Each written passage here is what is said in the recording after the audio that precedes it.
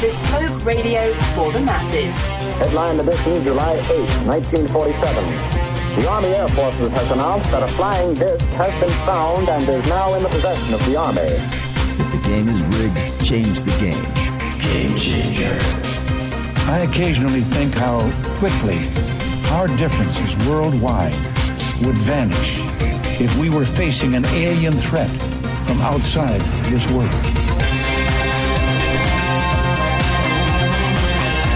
This is Fade to Black with your host, Jimmy Church, on the Game Changer Radio Network and KGRA, the Global Radio Alliance.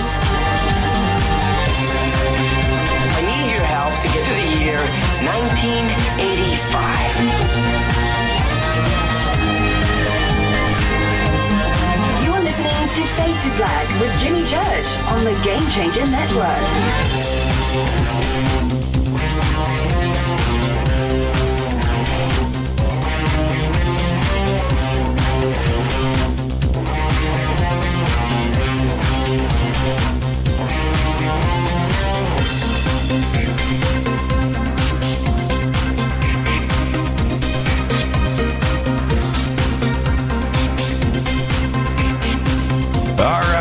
Fade to Black, bespoke radio for the masses.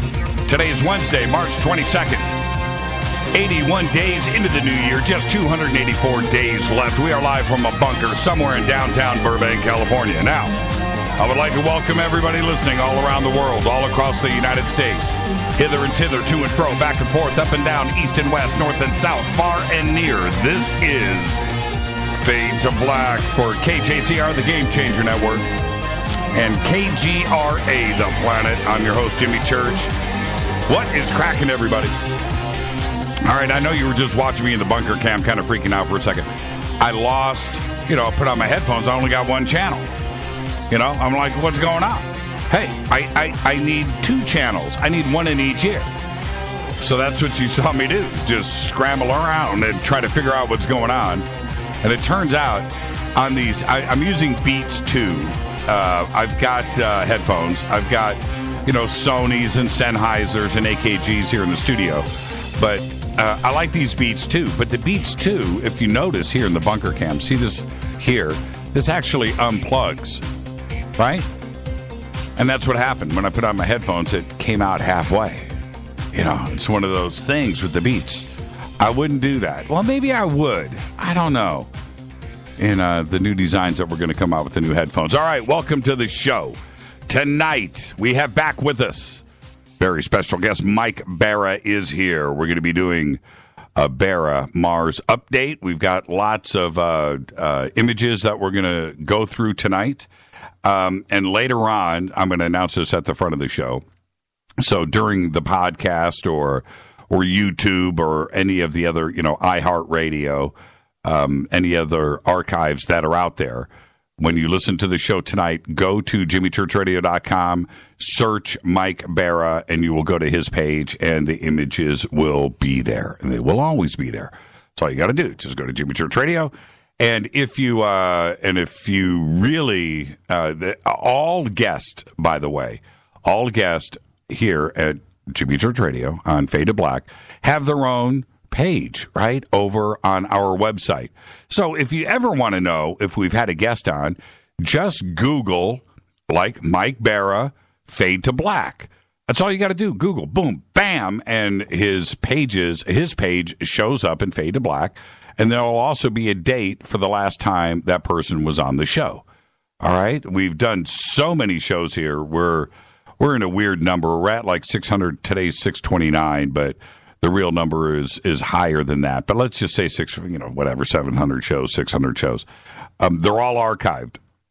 And it's such a wide variety of guests. Pretty much anybody that you can think of. It's really funny because I get emails. Got an email today from somebody. Have you ever done Mike Farrell?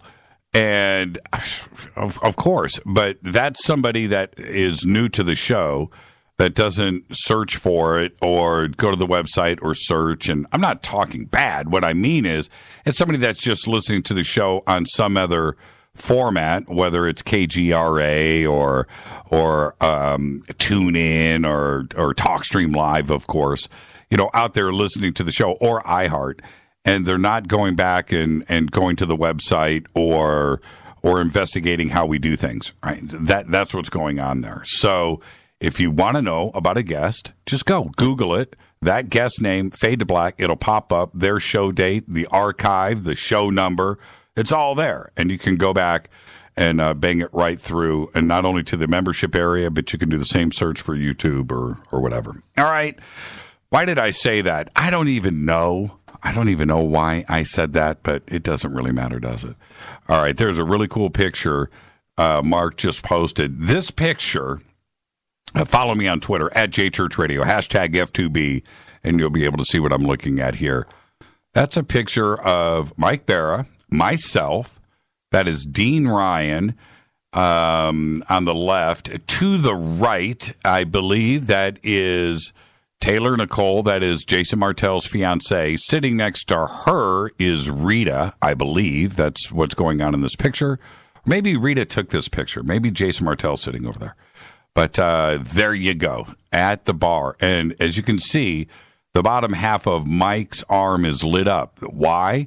Because the table is lit up. It's this huge glass table that has lights underneath it. It's really cool. So anyway, that's what that picture is. All right, thanks for posting that. Where am I at? Tomorrow night is Fader Night with John Rappaport, and there's No More Fake Newsroom Live. Call a number, 323-825-5045. We will be taking phone calls tonight.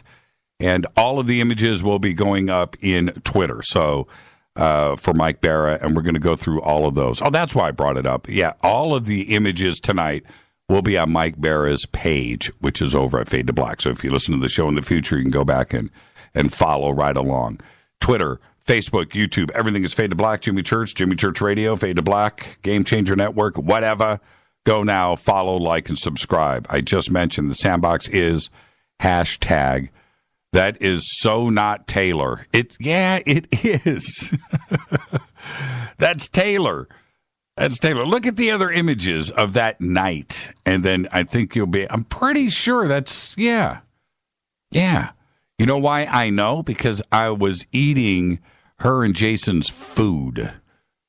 That's why I remember. See, okay. Yeah, there's the glowing table. Who did that? That's pretty good.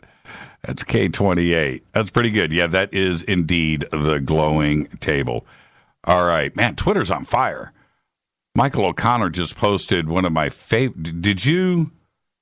Yeah. This is something I posted. This is a Van Halen flyer from like 1977. There you go. Okay. Where am I? What am I doing? Somebody help me out. Any questions or comments during the show tonight? #F2BQ. You can email Jimmy at jimmychurchradio.com. Don't forget, I was just talking about the membership area.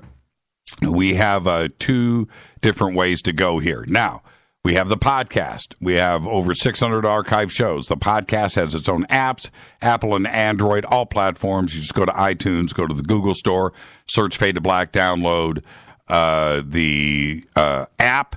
You're done, right? And just go and subscribe to the podcast. $2 a month. 600 archive shows, over 600, and we update it every single day. With that, you get commercials, but it's only $2 a month, right? Very cool. Very convenient. You get to listen to everything live, unedited. And that's the reason for having that. The other thing that we offer is the membership area. Become a Fadernaut. We have 4 levels. We have Fadernaut, we have Bunker, Bacon Bar, and Game Changer. So we have 4 levels. Okay, now the big news is, so Fader Not free, next level is monthly subscriptions. Everything is commercial free. You have downloadable archives and you get the live bunker cam. Then you have a yearly subscription, which is the same thing, but you save 40%, right? So there you go, right? And then the last one, the yearly subscription, the Game Changer, where you're going to get a t-shirt, Fade to Black t-shirt, and the very exclusive Fade to Black hats. Now, I kind of leaked it today, so I'm going to just announce this to everybody. The Fade to Black hats are embroidered. That's right. Okay? It's not silk screened. It's not printed. It's not a sticker. No. They are embroidered, and they are beautiful. And they're going to be autographed. Embroidered hats. Okay, so there you go.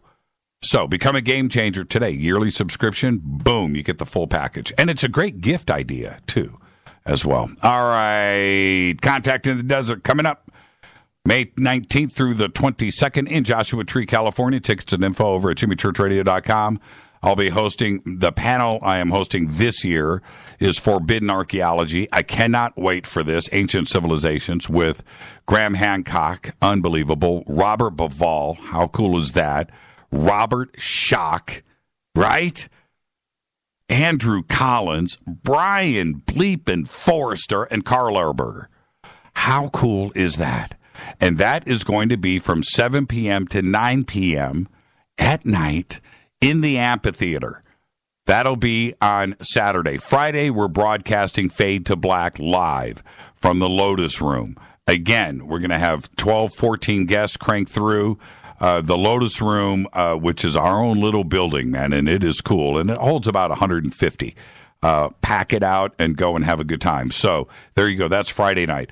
River Moon Coffee is going to be there. They're going to have their own booth. They're going to be serving coffee, Fade to Black blend. We've got some other things that are coming along as well with River Moon Coffee. We will start to make those announcements, but it's going to be really cool. So River Moon's going to be there. Get all the information that you need over at jimmychurchradio.com. Yes, we are giving away passes. We're going to start that tomorrow night. We should be able to. We're ready to go on it, is what I'm saying. And I want to get this done in time so everybody can make their travel arrangements to get out here to California. If you win, all you have to do is go to jimmychurchradio.com, click on the contest banner, enter. All right, if you win and you cannot attend, it's cool. I get it. Go and enter, win. But boom, done. Just let us know. That's all. If you can't go, let us know. We'll draw another name. Okay, that's how cool we are here. We just need you to be as cool. So thank you. And good luck to all of you Fadernauts. Let's get the show cracking. Today, I think we all kind of woke up to the news that was coming out of the United Kingdom. 5 people now are dead, including a police officer and the alleged attacker in Westminster, London.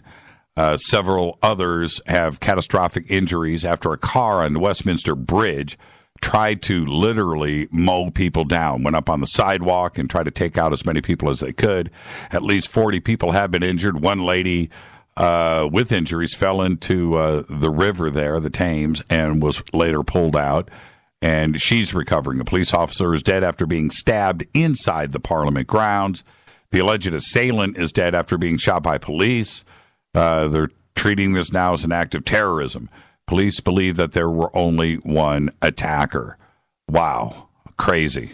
Just absolutely nuts. But our thoughts and prayers go out to everybody over there in the United Kingdom. And stay strong. Stay strong, England. Seriously. Happy birthday to today. And I cannot believe this.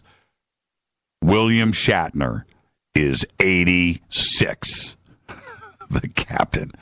William Shatner is 86. Pawn star Rick Harrison, and I love that show. Pawn star Rick Harrison today is 52. Matthew Modine is 58. Matthew Modine will make my list every single year for one movie. That's right, Full Metal Jacket, where he played Private Joker. Love that movie. I think I'm going to watch it tonight. Guitar god George Benson today is 74. On this day in history, OTD, and it was a big day. In 1933, Franklin Delano Roosevelt, FDR, legalizes the sale of beer and wine. And why did he do it? For tax revenue, for money.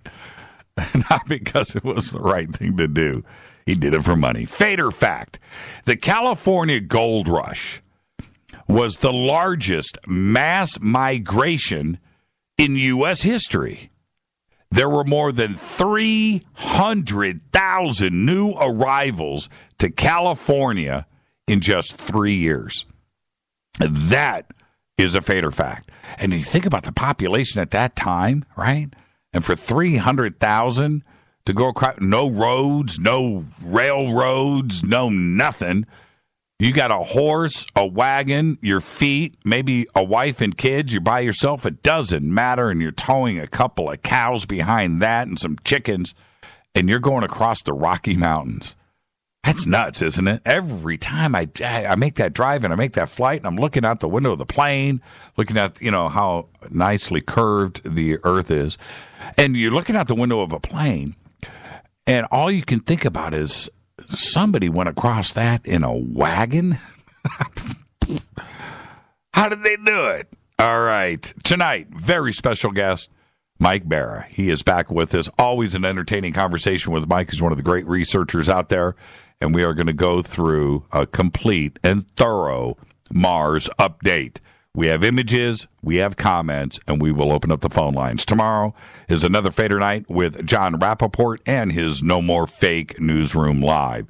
Call-in number tonight and every night is 323-825-5045. All right. This is what I want to do. The last couple of days, I've been doing some pretty heavy rants, Mandela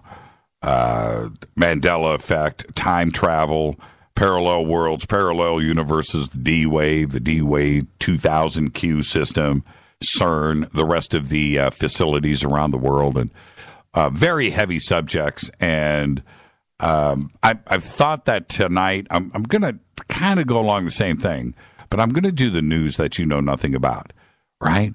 But I've got a really cool collection of stuff here that has been put together, and it's just trippy stuff. So I just want to share some of this with you because it's important, and it's trippy, and it's the news that you know nothing about. First up, a Russian lawyer linked to a case exposing corruption in Moscow plummeted from his fourth-story apartment window yesterday. His name, Nikolai Gorakov, 53 years old, fell from his fourth-floor apartment on Tuesday as a crane was lifting a large bathtub up into the apartment. Now, his neighbor, Anastasia Berezina, she's 22 years old, she said they were lifting a jacuzzi through a window. Now, she's the one, she witnessed everything, and she called the ambulance for Gorakov. Now, Berezina said that the equipment that Gorakov and other workers were using, her word, it was ramshackle. Russian media says that the rope snapped. The family of Sergei Magnitsky, a Russian whistleblower who died in jail in 2009, more on that in just a second, had hired Gorakov. The attorney was due to represent Magnitsky's mother Wednesday, right, today in court, and she was cited as a witness in a U.S. money laundering case. And then yesterday, he just falls out of his apartment window and dies. Now, Magnitsky, he himself died in a Moscow prison from a severe beating at the age of 37. And he was accusing officials of stealing $230 million in the United States corruption scandal via tax rebates. Yeah. And that's all gone down to Moscow. Google, aren't you glad you're listening tonight, right? Google said it will fight a search warrant approved by a Minnesota judge that would force the tech giant to provide data on anyone that searched a certain fraud victim's name, describing the police's demand as an overreaching request for user data. Police want the IT company to hand over information on anyone who Googled the name of Edina city resident who was conned out of $28,500. A Google spokeswoman told the Star Tribune on Friday that the company will go to court if necessary to fight the warrant, which was issued by Hennepin County Judge Gary Larson back in early February. Now, the warrant would let police demand information on anyone in the entire city of Edina who searched the victim's name between December 1st, 2016 and January 7th, 2017. The information Google would be forced to provide includes, but not limited to, contact information, date of birth, social security numbers, account and payment information, an IP internet protocol, and media access only control addresses. Trip on that, right? And it's so much like, well, the bottom line is this. If you are a detective in the old school, before the internet days, right? And you were investigating a case like this where somebody was, a victim, $28,500 missing, they were defrauded out of, and you were investigating the case, would you not do just that? Try to find people around town that were looking for or had looked at or had access to the victim's name, right? What's the difference in the internet age? Are we okay with this? Now, I do think specific precedent needs to be set here. It's very important. When you have somebody that's murdered and there's missing money, then you should be able to go back and try to figure something out. Think about that. It's very interesting. Or even if it's just missing money, some old victim, right? And they found out that I'm almost okay with this. I don't care about private citizens, and that's not what I'm referring to here. I'm talking about a criminal.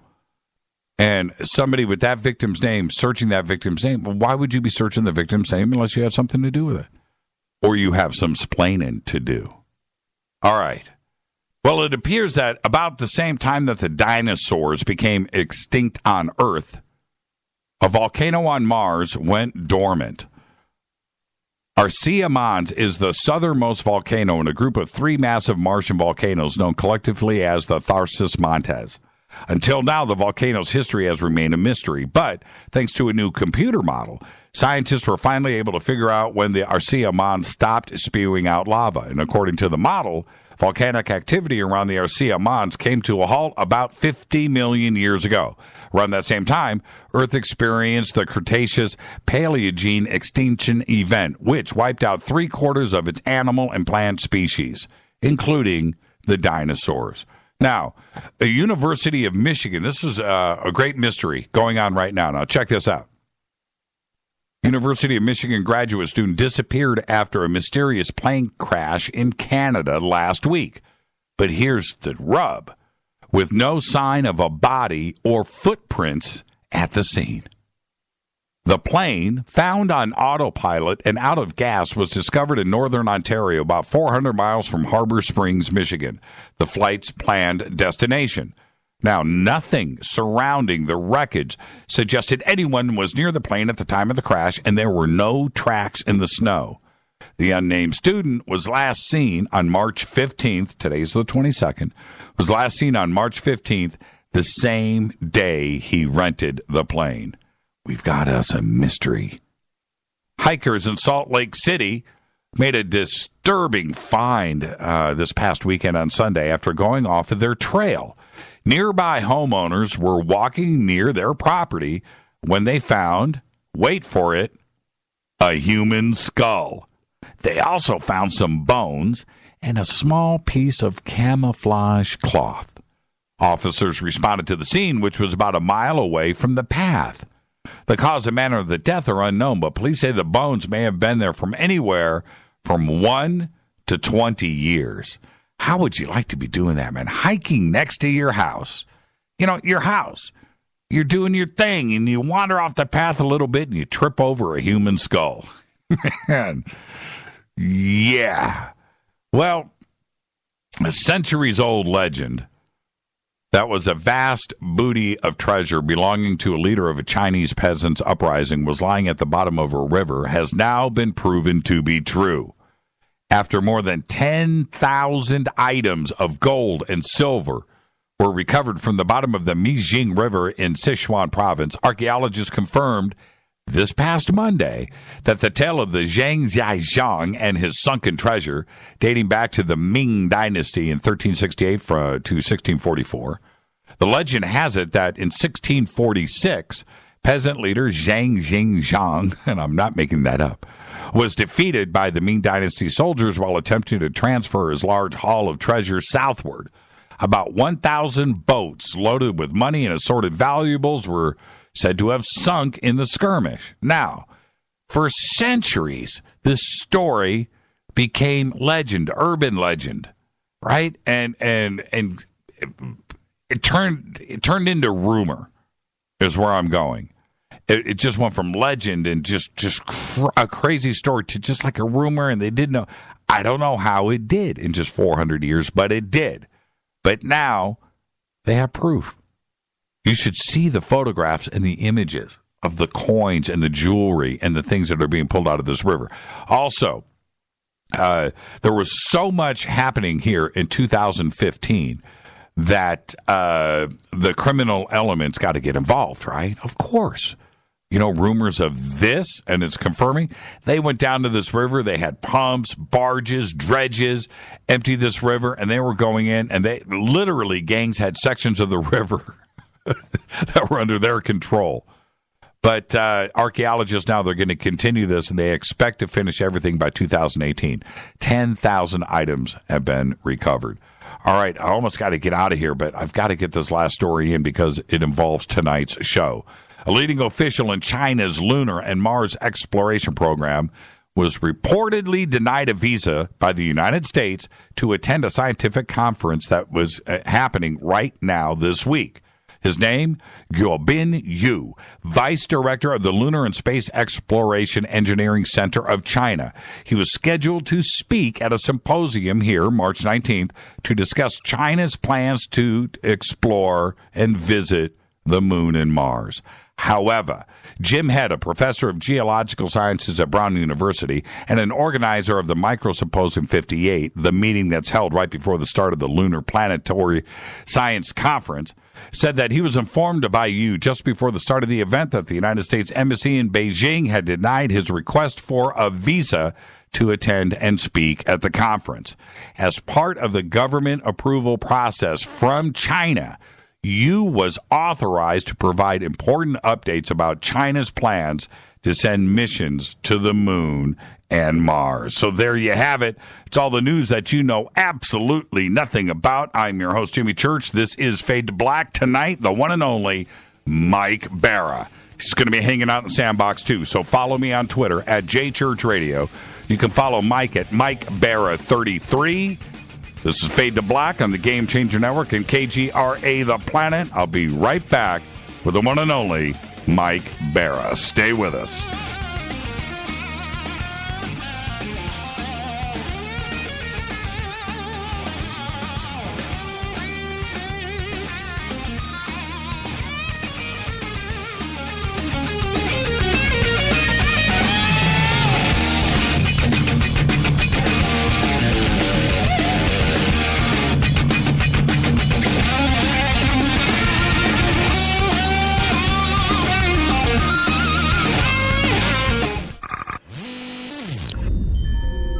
You're listening to Jimmy Church, Fade to Black. Fade to Black will now pause for alien identification. The station that talks the net. KGRA Radio. When you take the beans from Central America with dashes of Indonesian and African mixed in and then roast it to the dark side of Fade to Black, you create the ultimate brew of fringe. Introducing the Fade to Black blend from River Moon Coffee. Yes, River Moon's darkest customized roast was created for the love of Fade to Black. The alchemy of masterful roasting and smoking the beans is in every sip of this full-bodied dark Java. I need my coffee dark, deep, with distinct bittersweet chocolate highlights, just like the bunker. Leaning further into the darkness of the roast is Fade to Black blend from River Moon Coffee. Just click on the banner at jimmychurchradio.com and use the promo code F2BBLEND for 15% off of your order today. Go Beckley Tepe. Hi, folks. Let's wind the clocks back 60 years. Food was different. Food provided health and nutrition, and using supplements was minimal. Unfortunately, now we have chemicals, GMOs, herbicides, and pesticides that can be quite lethal in the name of our food supply. And, of course, the ever-loving dollar. Supplementing our diets can be very important to stay healthy. Cleansing from daily intruders to the body might be critical. Live strong and take charge. Log on to getthetea.com. Our herbal tea is a great way to cleanse from intruders. Our supplements is a great way to maintain and improve your health. When your health is not up to par, go to getthetea.com. No GMOs, no fillers, and organic. And very helpful in keeping you at the top of your game. Life is too short to feel, you know what I mean. Stay in the game, at the top of your game with getthetea.com. That's getthetea.com. Again, getthetea.com. 9 out of 10 geneticists agree. Fade to Black is not your father's radio show on the Game Changer Radio Network and KGRA, The Planet. Hi, this is Chase Klutsky with Fate Magazine Radio, and you're listening to Jimmy Church and Fade to Black on the Game Changer Network and the KGRA digital broadcast station where the Fade-or-Nots rock. Hi, this is Rob Reiner from Anvil, and you're listening to JimmyChurchRadio.com. What's up? I'm Chris. What up? This is Kyle Massey, and you're listening to Jimmy Church Radio.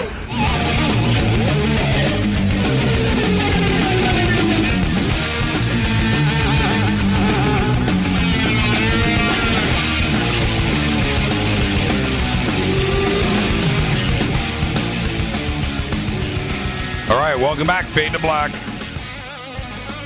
I'm your host, Jimmy Church. That's right. Follow me on Twitter at JChurchRadio. Email is jimmy@jimmychurchradio.com. You can follow Mike Bara, by the way. Mike at Mike Bara 33. And the 33 is there because that's how old he is. Makes sense to me. Or he was born in 1933. Maybe we need to clear that up. What's the 33 for? We'll find out in just a second because Mike Bara is here. He is a New York Times bestselling author, lecturer, TV personality. Began his writing career after spending more than 25 years as an engineering consultant for major aerospace companies, where he was a card-carrying member of the military-industrial complex. Boom, boom, boom. A self-described born-again conspiracy theorist, Mike's first book, Dark Mission, The Secret History of NASA, which he co-authored with RCH, was a New York Times bestseller back in 2007. His second book, The Choice, was published in 2010. 2012, he published Ancient Aliens on the Moon from Adventures Unlimited Press. And then in 2013, he returned with Ancient Aliens on Mars, a new book from Adventures Unlimited Press as well, which took a look at the hidden history of Mars and the vast ancient civilization which once flourished there. We're going to talk about all of that tonight. His latest books are Ancient Aliens and Secret Societies, and of course, Hidden Agenda, NASA and the Secret Space Program. He's a regular contributor to History Channel's Ancient Aliens and too many other shows for me to list here and now, including my own. And I would like to welcome back to Fade to Black, the one and only Mike Bara. Good evening, Mike. Churchy, how are you? Man, it's always good to hear your voice, my friend. Yes, that deep baritone voice that I have. Yeah, man. It's actually baritone, Baratone, I think. Well, that's why we love you. High-pitched. I have this high-pitched voice. So, Mike, I sound like Leslie Nielsen in Forbidden Planet, which, by the way, people on Facebook, I'm actually wearing a Forbidden Planet T-shirt. Oh, yeah, you're freewheeling it tonight on Facebook Live. Yeah, well, if it slows down the Skype connection too much, I'll turn it off. Oh, okay, that's fine. I would love to check it out, except for the audio will come streaming back. We'll get some crazy feedback, and there you go. So I have to ask you, man, what's the 33 for? I've always wondered that over the years. What's the 33 for? Well, I started just using that after Dark Mission because so much of that book was about the secret societies and the Freemasons, and I thought it would just be nice to kind of F with people a little bit and put 33 into my, various screen names and things like that. And nobody's really ever brought it up much except Tanya, my girl Tanya. She brings it up because she thinks I'm a Freemason, which I'm not. Right. And also I want to say shout out to her Chihuahua Taylor tonight. Okay. Hi, girls. Anyway, and nobody's really ever brought it up, but it was just kind of like I just was kind of wanted to like mess with people a little bit. Also, that's how I ended up with the Masonic tattoo I'm now showing people on Facebook. I got really kind of a little too drunk in Vegas one night. Okay, hold on. I'm gonna really mess with people. Watch this. Okay. Yeah, hold my beer. That's how Trump ended up president. It's how I ended up with a Masonic tattoo. Okay, hold on a minute here. Let me see your live stream. Okay, I'm looking at it here. All right, this is kind of weird. Okay, there's a little delay. Yes, there is. But go ahead and show me the tattoo again. Okay. Oh no, that's pretty live. Wow, that's live. Oh, that's pretty cool.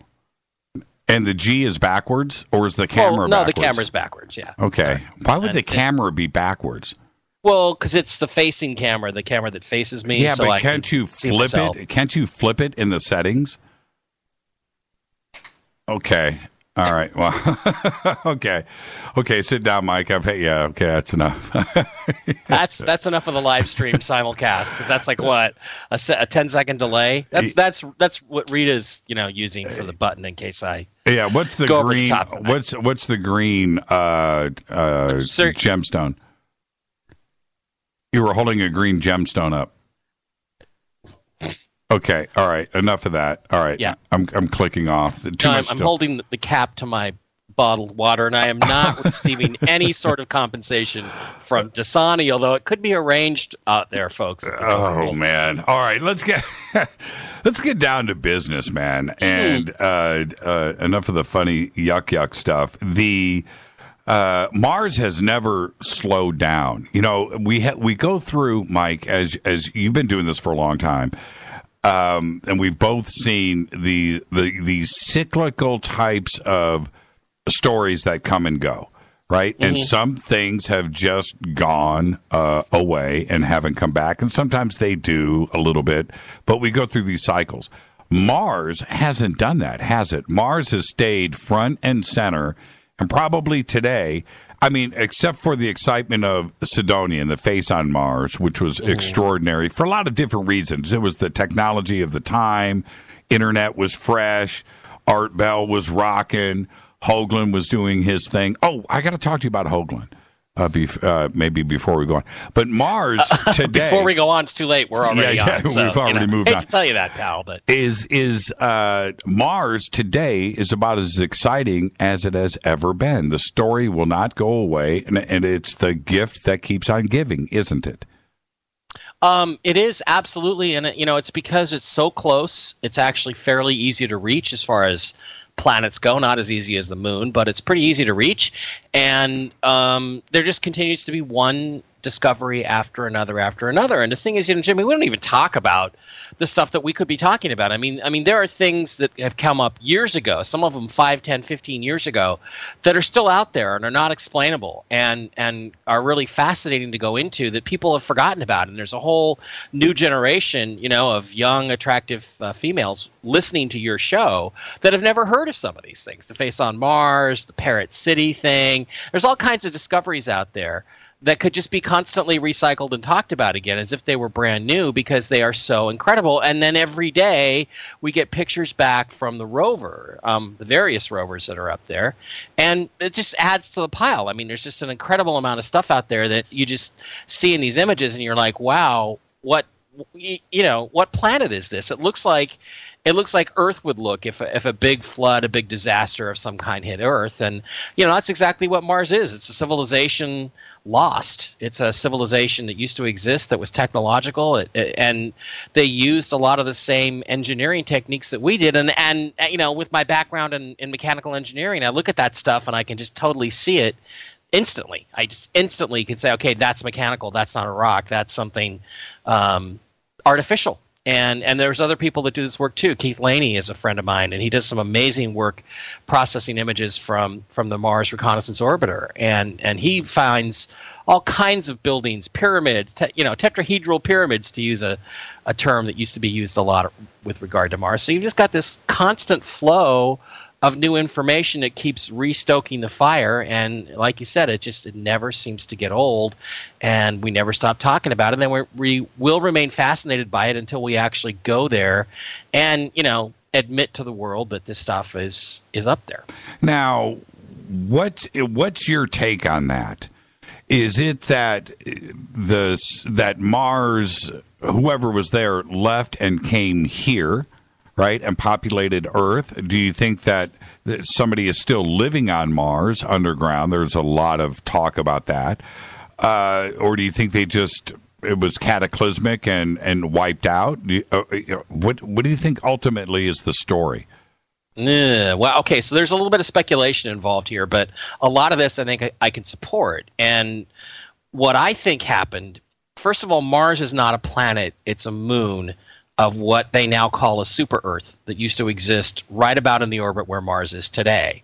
And we know that because it has these two gigantic tidal bulges 180 degrees apart on the surface of the planet, which is what always happens whenever two objects get into a tidal lock relationship, meaning one planet, the bigger planet, has the other body, the moon or whatever, in its gravitational grasp. And when that happens, you get these bulges, one large on the side facing the parent planet, and one smaller one on the opposite side of the sphere. And that's exactly the situation we have, for instance, with our own moon, which always shows the same face to us. So we know from looking at Mars that is the truth of Mars' ancient past. And it may only be a few million years ago. It may not be that long ago. And then something happened to that planet.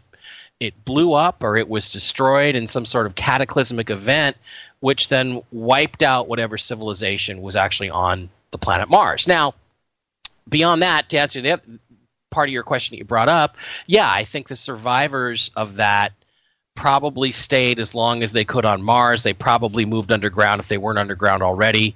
And eventually, when Mars just became unable to support, a humanoid life, they packed up their bags and they came here. And I think that we're their descendants. And there's a lot of different little facts and factoids and bits of information that really support that we have this genetic link, this genetic relationship to the planet Mars. And there's a lot of stuff in our mythology that indicates that too. So, that's what I think basically happened, and I think we are their descendants. And now what's going on is that we're breaking out into the backwaters, around our planet, and we're slowly but surely making our way back from whence we came. So in a way, I think we're repopulating Mars. I'm pretty sure that when the space age started, which even if there was a secret space program, which I think there was, it wouldn't have started before the 50s probably. Even before that, all it was left on the planet was probably just microbial life, which was proved back in 1976 with the Viking landers. But then it's possible that there are bases that are there now that we've built in the intervening years since we first developed, essentially flying saucer technology, which is, stuff that's in my my current book, Hidden Agenda. So NASA and the secret space program. So, I think it's all those things, Jimmy. I think there was a civilization there that was humanoid. There was some sort of conflict or war or natural disaster that destroyed Planet V, Planet 5, as Tom Van Flandern used to call it, right, and wiped out the civilization on Mars for the most part, and then whoever was left came here because they had nowhere else to go. I think at one time there were three habitable planets in the solar system, or moons. Venus was habitable; it was the inner Earth. Mars was habitable; it was the outer Earth, and then this one, the Earth, the only one that's left, was the Middle Earth. So, let me tell you what supports that hypothesis. I mean, in the strongest of terms, before we question if a civilization, why would they come to Earth? Well, quite frankly, we're talking about going to Mars. Right? It's the same. It's the same mindset, isn't it? So why wouldn't they want to come here? Certainly, Earth a million years ago probably looked pretty righteous, right? Yeah, and especially if Mars was exactly like Earth when they were living on it. Right, and I think it was. So they would have evolved or seeded or however they got there. They would have been living under pretty much the same circumstances that we have going here on Earth. So, yeah, and they might have hung out on both planets. at the same time. Probably. Yeah. Yeah, probably. I have no issues with that. None whatsoever.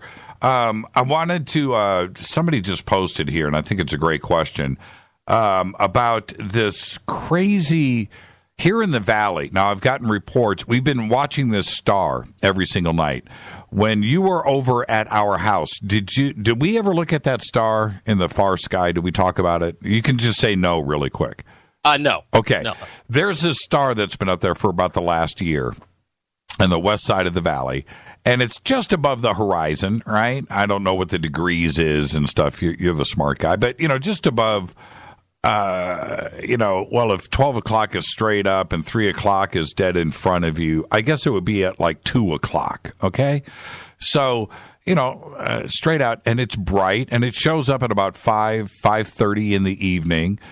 There's no stars in the Los Angeles sky, as you know. And then we have this bright thing, and it's not moving with the rest of the stars and the planets. It just stays in the same spot all night, and it's bright. It's like a flashlight or an aircraft landing light pointing at you, but it doesn't move, and it stays right there.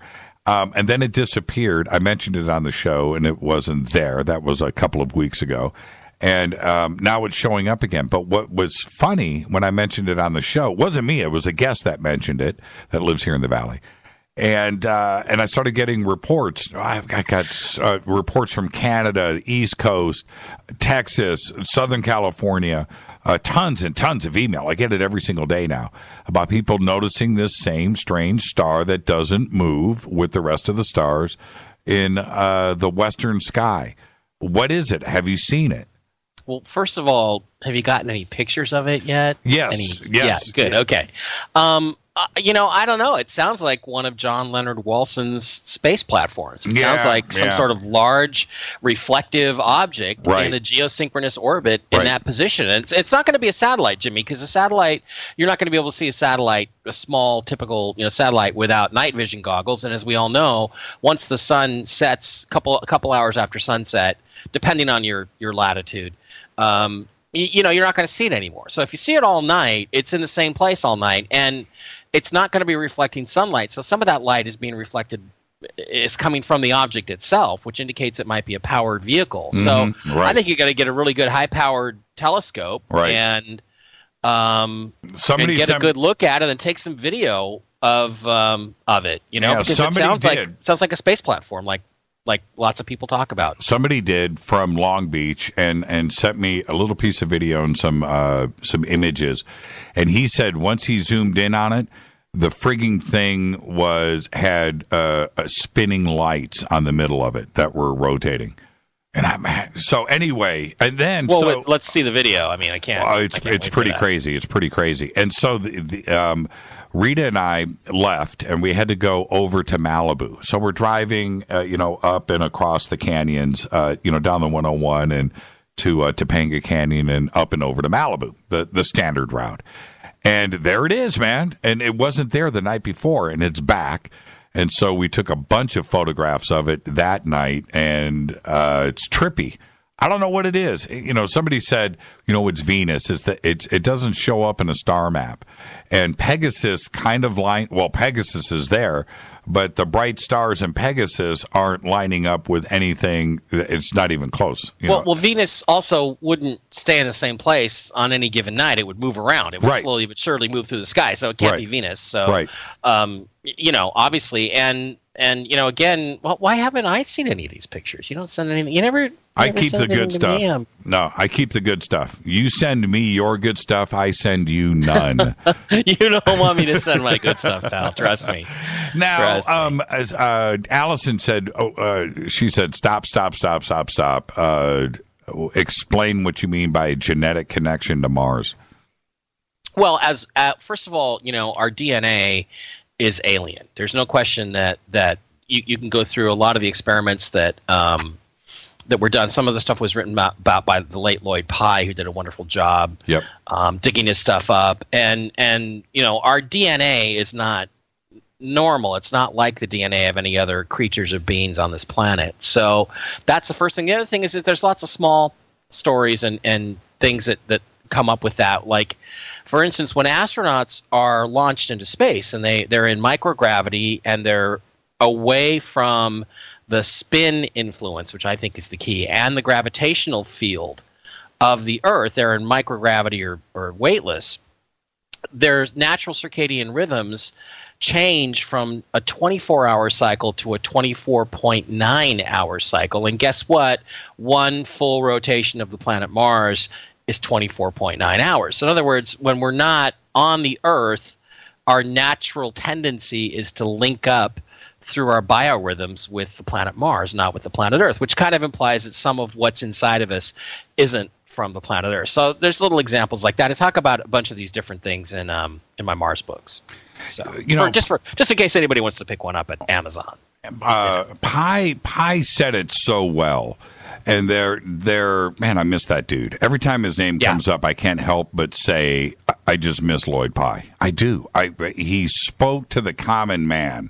You know, he made sense of a lot of things. But the one thing, when he talks about the basic building blocks, you know, the fact that we share half of our DNA with a banana, right? Yeah. I mean, right there, everything, all living things share DNA. And those basic chemicals are everywhere in the universe. And it would have to be the same, right? It would just have to be. And well, the thing is, Jimmy, it's like I've had people argue with me that, but we share 95% of our DNA with gorillas, you know, so obviously we're all from the same, you know, stock here. We're definitely from Earth, and it's like 5% of your DNA is about 30,000 base pairs. If I could rearrange 30,000 of your base pairs, Jimmy, I could turn you into a newt. Okay, I literally could rearrange whatever the hell you are into something completely different. Right, that's 5% of the DNA not being of not being from the Earth, not being synced up with all the other beings here is huge, and it only takes a little bit to make us very different. Yeah, and when you look at the differences between us and like a chimpanzee or an ape or a mouse or, you know, a butterfly, it doesn't take much. You know, if we're matching 80%, 90%, 95% of a lot of things out there, the remaining 5%, like you say, is an awful lot of information. Yesterday I mentioned this story, a fact, and trip on this. 1 gram of DNA you could store and back up the entire internet. Pretty awesome computer, isn't it? Think about that. Wrap your mind around that thought.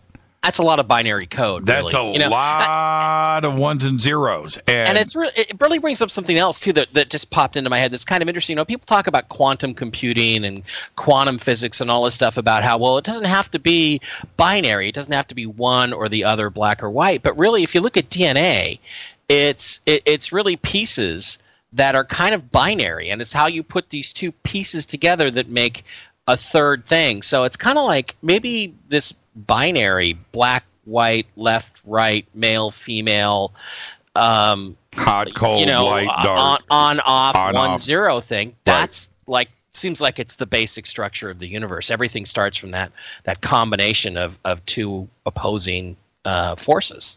Interesting. And yeah, I've been talking about the ideas behind quantum theory and quantum mechanics and how that ties into qubits and modern quantum computing and what is going on today with not only the altering of the basic computer theory, which is binary, 1 and 0, on and off, positive and negative, yes or no, right? That's it. But when you get into quantum, now you don't have a 1 or a 0, you have an other. Yeah, but the thing is, you got to watch it because then you can run off into the sunset, chasing unicorns, thinking you're getting somewhere and you're really not. I mean, maybe sometimes it's better to go back to basics. It's kind of like what Tesla said, which is that today's physicists spend all their time on chalkboards coming up with all these equations that have no relation to observable reality, and they end up in a place that's just not related to that reality in any way. So I'm pessimistic about the future of quantum computing. We'll see where it ends up, because it ends up ultimately, I think, not having any meaning. And then it's kind of like, well, what do we really learn? It's like all the equations for a black hole. You know, Stephen Hawking was in the news this past week. Yep. Excuse me. And, you know, he's a big proponent of the black holes, but the reality is when you get into the equations, you reach the point of singularity, right? Somewhere deep, supposedly beyond the event horizon, we think we know everything up to the point where we reach the singularity. Well, what happens in a singularity? Well, a singularity is the point at which the equations cannot explain what's happening and everything just falls apart. I mean, it may as well say there be dragons here, because nobody knows what the singularity is, and it just shows you that equations are not the be all end all of reality. They're just, you know, a path you can go down, but you may not end up anywhere. I mean, who really wants to know what's inside of a black hole or what happens when you get to the singularity? Maybe nothing. Maybe black holes don't even exist. I mean, we've never observed one, and I'm just different. I'm a black and white guy. I only want to dig into the stuff that we can actually observe, and that makes me a little different, I guess. Well, when you go look at different companies today, like temporal defense systems or D-Wave systems, and you look at their quantum, not only their research, but their hardware and the stuff that they are selling, you know, D-Wave systems, their quantum computers right now are at NASA. Right, they've got one here at the University of Southern California. There's 3, and the size of them and how they work, and they use qubits. There's no bits used in the system. They have their own chips that have qubits on them instead of bits, and the way that the systems run. Now, it's not about. It's not about. I want to say this correctly. It's not as much about as the nuts and bolts side of it as it is where they are free thinking into the parallel worlds theory, the many worlds theory of quantum theory, where you have 2 atoms that are identical and they exist and they react with each other over vast distances instantly. And that's what a qubit does. And so it's and so those qubits are reacting along in this parallel multiverse that's going on out there, is far infinitely out, and they're getting a qubit to react and then use the other infinite amounts of the identical qubit out there in parallel worlds, which goes back to, Mike, and this is what is trippy, the comments that have been coming out of Silicon Valley over the last year from these different billionaires that are saying, hey, you know, we could be living in a matrix. This could be a simulated reality. There's parallel worlds out there. Well, they're saying that not because they're reading science fiction. They're saying it because now they are building chips that are exactly doing just that. And that's where it opens up everything. We're not talking about science fiction here. We're talking about science fact. And the D-Wave Systems computer is real, which strongly confirms, this is proof that the many worlds part of quantum theory is correct. And right there, we're going to take a break. We have to take a break. And when we come back, Mike, let's go. Let's jump straight into it.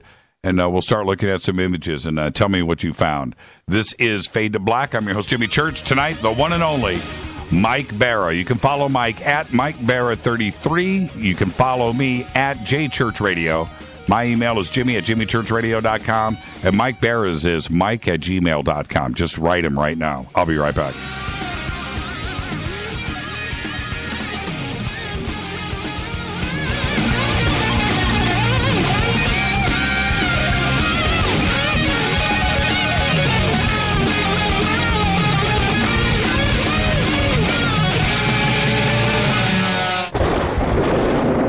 Fade to Black with Jimmy Church on the Game Changer Radio Network and KGRA, the Global Radio Alliance.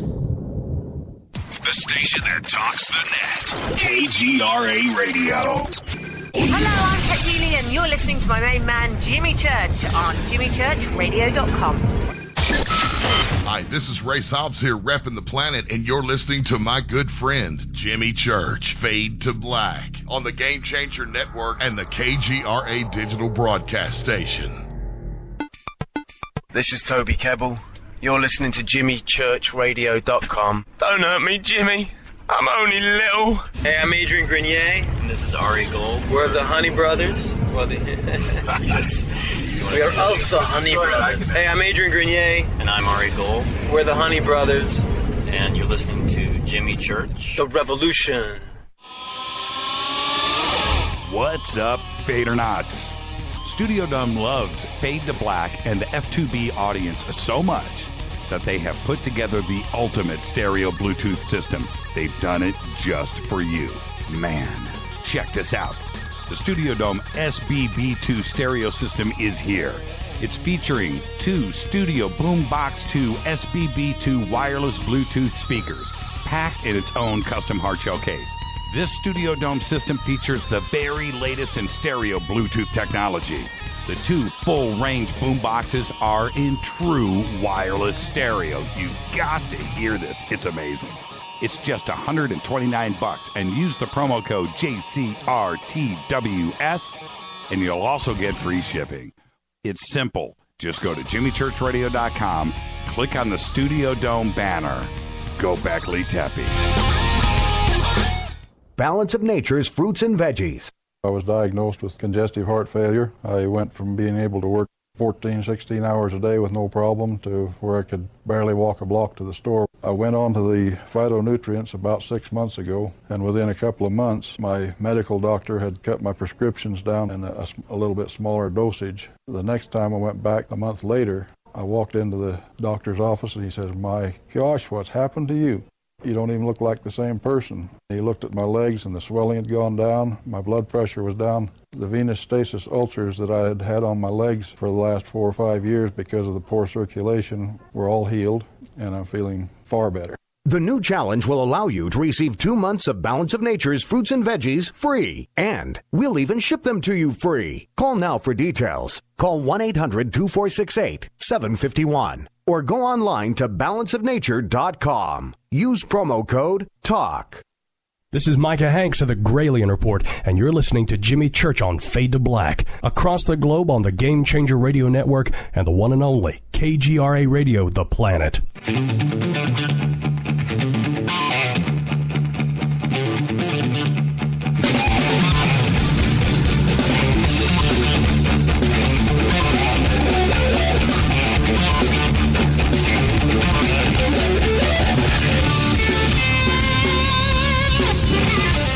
All right, welcome back, Fade to Black. Our guest tonight, Mike Bara. Follow Mike at MikeBara33 on Twitter. Follow me at JChurchRadio. Very simple. His website is also over at jimmychurchradio.com. You can click on the link right there. He is a New York Times bestselling author. His latest books are History, Ancient Aliens and Secret Societies, and Hidden Agenda, NASA and the Secret Space Program. All right, so, Mike, I want to start going through these images, of which I have got a bunch here that you have sent me, and I'm going to go in order, all right? You just want to do that? You want to go left to right, top to bottom? Are we going to tweet them out to the whole that's Twitterverse, too? We're going to do that? That's being handled. You can tweet. We can tweet. And did you see the puppy that we have here in the studio that is tweeting for me tonight? Oh, no, I haven't seen. There's a picture of the puppy tweeting. Is that really what's going on? Or? Yeah. His name is Ted. He's a 3-month-old poodle. Oh, well, what's he doing? Don't. Is he a new member of the family? No, he is. Nope. He is visiting. So there you go. All right. Anyway, let's go to this first image, and I'm going to start with the skulls. And so let's go with the first image, which is a split image. I've got it here. There it is. Now, for everybody this is going to pop up in Twitter in just a second. What are we looking? First off, what are we looking at? Is that a raw image file? The one that's on the left. There's 3 images here. One is obviously of Bigfoot. And then we've got, and then we've got. I meant to edit that out, but I didn't get around to it. I didn't meant to crop that, but okay, yeah. Okay, so the raw image, which is, I see. Okay, so I got it. Okay, let's just go with the first image here. What are we looking at with? It says processed by Paranormal Crucible. Yeah, this is a group of people on the internet that do some really good work, and there's going to be a bunch of other people we're going to talk about, Martine Graney tonight, and the people over at Mars, A Civilization Lost. They're really cool. But this is a processed image. It is not a raw image, but you can get the raw image of this particular skull, and it's theoretically, Jimmy, it's a rock. That's what everybody at NASA would like you to believe. But it is a rock with some really, really odd features that make it look like a human skull. For instance, it has 2 symmetrical eye sockets, and it is shaped roughly like a skull. It has, a bony structure above the eye sockets. It has a protuberance that looks like a nose. It has what looks like the top upper part of the right above the teeth. What do you call it? Where the mustache is? Come on. Mandible. Mandible. Thank you. And it looks like there's some teeth in there. And I mean, it is about the size of a human skull, maybe a little bit bigger. That's why some people think it could be a Sasquatch skull. I'm not sure what it is, but it's a skull of some sort of living creature that has been left behind on Mars. It has a lot of grooves in it. Those are common features. A lot of this stuff about skulls I actually learned from Lloyd Pye, so it's interesting he came up earlier. But, this is something that NASA's passing off as a rock that just does not look like a rock. And when I say a rock, I mean a rock, not Iraq.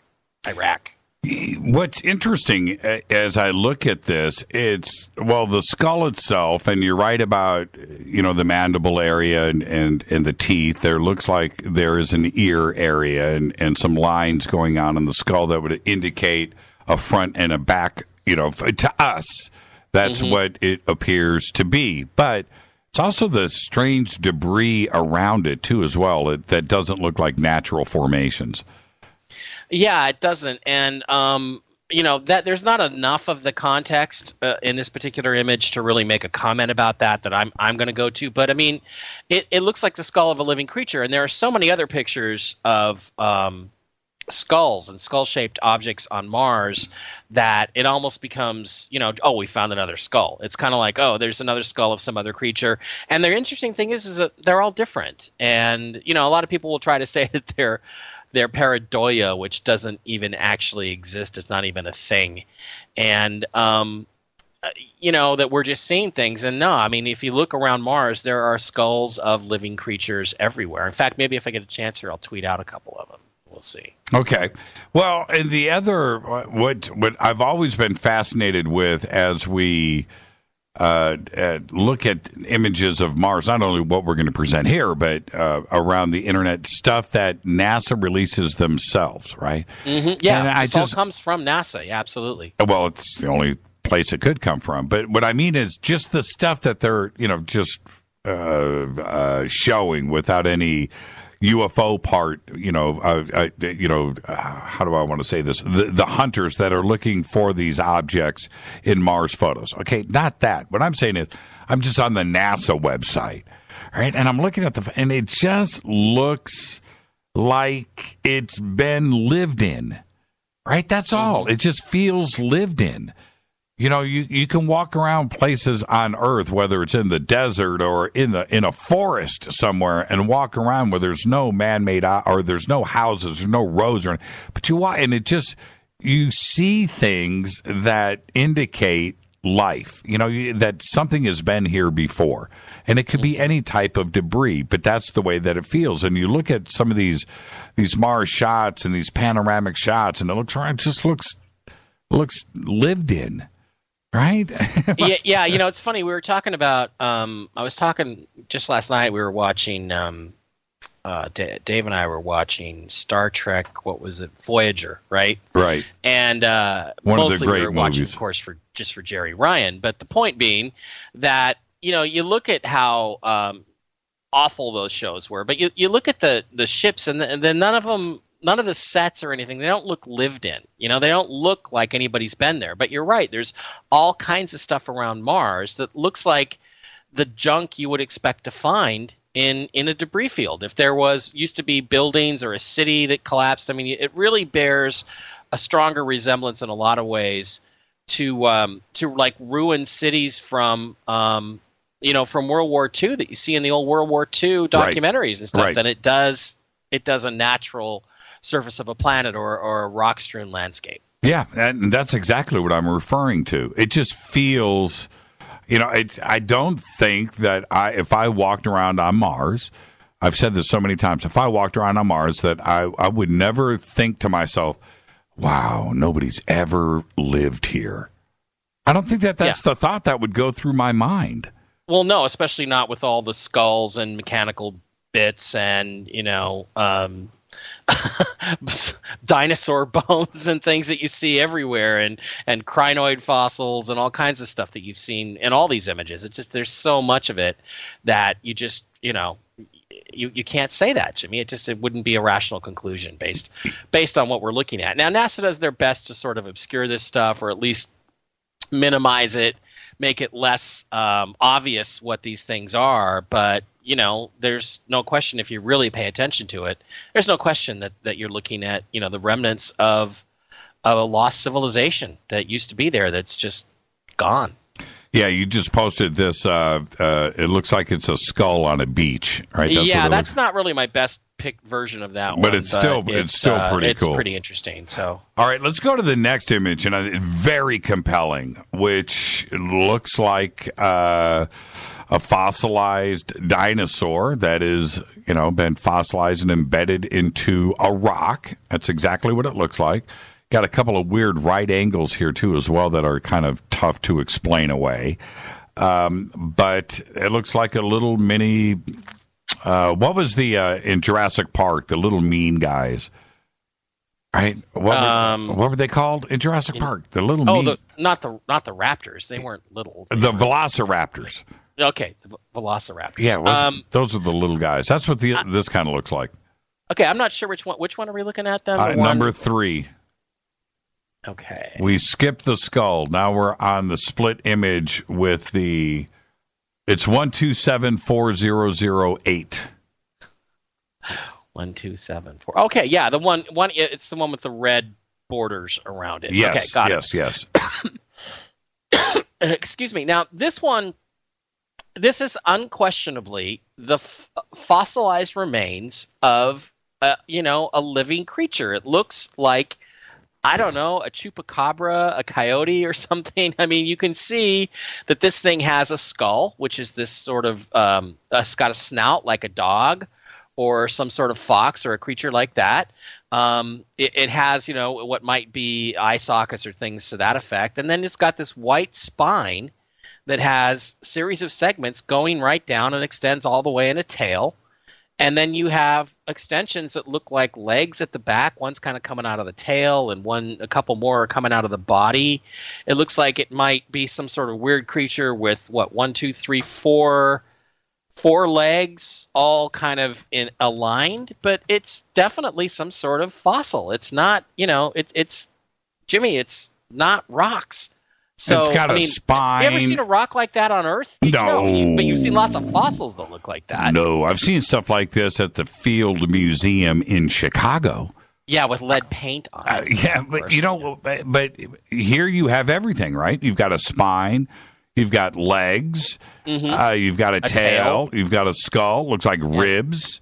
And it looks like maybe it was in some kind of containment box, man. And maybe I don't know, that over time that the box... Actually, if you kind of look, you can see that there are the edges of what looks like some sort of box around it. Yeah, you're right. I hadn't noticed that. Yeah, pretty trippy, man. I mean, now what... See, the thing is, and I keep saying this, I want everybody to get in the habit of how I look at this stuff. It's one thing to see this, all right? But now you've got to look around it. Do you see anything that's naturally forming around this, like it's repetitive, that it would be some kind of natural thing that wind would form over millions of years? Is it something else that rained down on the surface? Is there something that's replicated here? No, it is singular to its environment. Right? Do you understand what I'm saying? And that's what I trip on. That's a good method, Jimmy. Except normally I do like to look at things in context and say if we're looking at big artificial structures, there ought to be other artificial structures around it. Like one of the things that makes Sidonia so compelling and the face on Mars so compelling is the fact that there are pyramids within a stone's throw of the face. So that makes it more likely you're looking at monumental architecture. On the other hand, when you see something like this in isolation that's smaller, on a smaller scale from a rover, that's, there's nothing else around it, you can definitely say it wasn't a local geological process that created it, because there'd be lots of other white stuff like that looked kind of like that around, and there just isn't. It's definitely something that was alive, that was fossilized under the mud or whatever it was covered with, and then slowly over eons was revealed by the wind, or whatever, blowing it away and exposing the bones. And it's pretty freaky. This isn't, and this is also 3D too as well. This is the other thing about this. You can see the shadow underneath the head.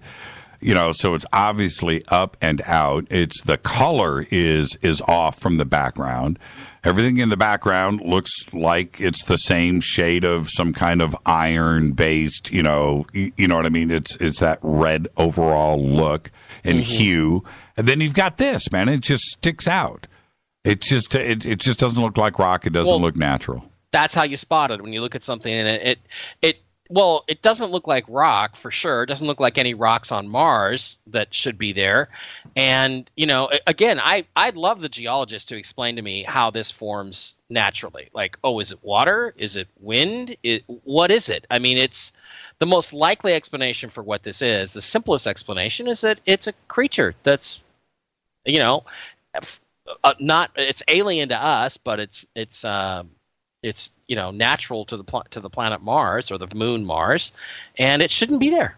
Man, I got to tell you, on my monitors here, and you blow this thing up like really, really big, it gets pretty freaky. That looks like a creature. Let's call it a dinosaur, because that's what And again, I don't know. I just got to be careful here. I don't know who processed this or who found it, but if I did, I would give credit to the person, but it's not mine. I'll just say that. Well, I've zoomed in on the unprocessed side. Mm-hmm. You can clearly see an eye socket. You can see the lower jaw. It's open. Its head. Everything is in proportion. Everything is correct. It doesn't look funky. That is a strange anomaly. I mean, I need somebody out there from NASA to just, explain this kind of stuff away. Yeah, it looks like some kind of a small dinosaur, like you say, like a raptor or something. And it even looks like the mouth is kind of gaping open, Yeah, that's what I'm saying. That. Yeah. And it's like it was caught in some flood or cataclysm, a mud flow, and just frozen solid, or like the people, like the skeletons in Pompeii. There was a thing recently on television about them, about how they were just sort of frozen in time at the instant they died. Now, let's go to the next image, which is 1738807. And this is Martine Graney. This is his shot. And she's her. I'm sorry, did I? Martine Graney. Martine, if you're listening, I'm really sorry. Martine, that was Mike. Mike said earlier. Now, this is what's interesting here. You have this object in the middle, which I have no idea. It looks like a face on a pillar, and it's the top of a pillar, and it's some kind of, architectural thing. That's what I see. I don't know what Martine is seeing, but it's this other object above it, this gold scepter-looking thing.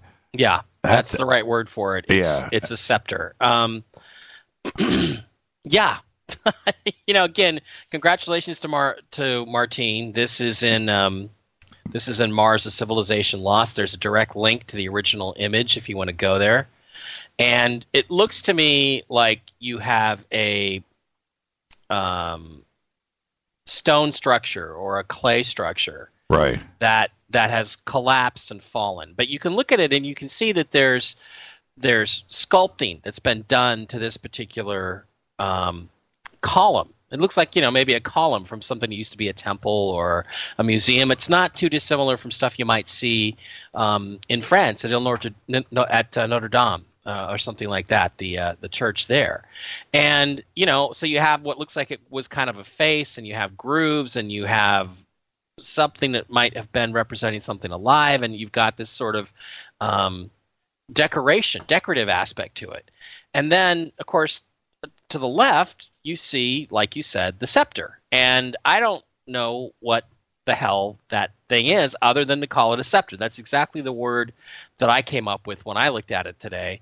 I said, what the heck is that? It doesn't belong there. And I think she's colorized it a little bit to make it stand out more. But there's no question that that is some sort of artificial manufactured object. And for now, let's just call it the royal scepter. But, gosh, Jimmy, I can't say anything about it other than, you can plainly see the symmetry of the handle at the top, or maybe there was a jewel in there at one time.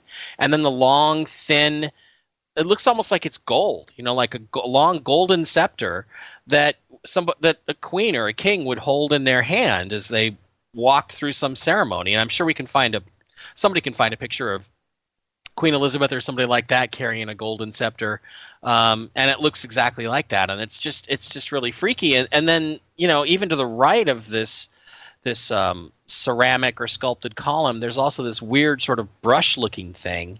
See that up just above? Yeah, I don't. It's all of this debris here. It is the brush thing, but it looks like a building crumbled. Mm-hmm. And, over time it's filled in with sand and everything else. But I would like to go up there and do an archaeological dig here, because there's all kinds of things. That brush, it doesn't look like that broke off of any other piece of rock here. It doesn't. No, but you can see there's kind of like these strands of this brush, and then there's a cylindrical handle and a round kind of a disc, and it looks like it was made for somebody to hold. And I don't know what it is or where it came from, but again, I can't. There are a couple of natural rocks in this image, like right to the right of the scepter. They don't look anything like the rest of this stuff. No. It stands out because it's so artificial. It is. And I mean, there's even the lighter colored shell kind of thing with the grooves on it, the parallel grooves. See that white thing above the M? Right below the brush. I mean, again, Jimmy, this whole image, and she's got a very sharp eye, very good eye. I'm really impressed with her work for this kind of thing. And it just doesn't, none of the stuff in this image really looks natural to me at all, except maybe that rock right at the very top. Yeah, look in the lower right-hand corner. Mm-hmm. I mean, what is going on there, man? Yeah, a bunch of really weird stuff also. I mean, it's sculpted. Now you have to be careful sculpted. Because, people like Keith Laney will get on me because he's into, image artifacting plays a role in this, because it's like a lot of the images are JPEGs. They're not high resolution TIFFs that you originally start with, and there can be some artifacting, but the level of detail that we're seeing in this stuff is really far above that level of distortion. So, wow, whatever we're looking at is pretty weird stuff.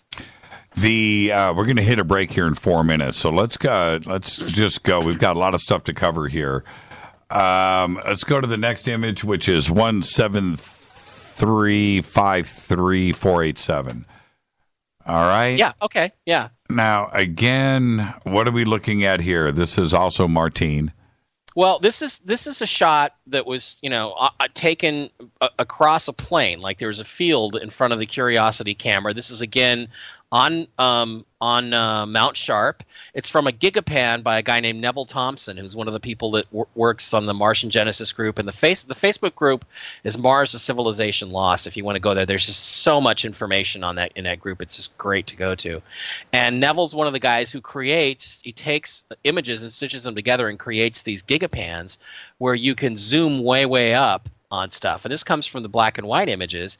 And again, there is some graininess there. There's some artifacting from the fact that there's image enhancement going on. But what you can see is that there is some sort of cylindrical tube, like a pipeline running under the sand there from right to left, right in the center of the screen.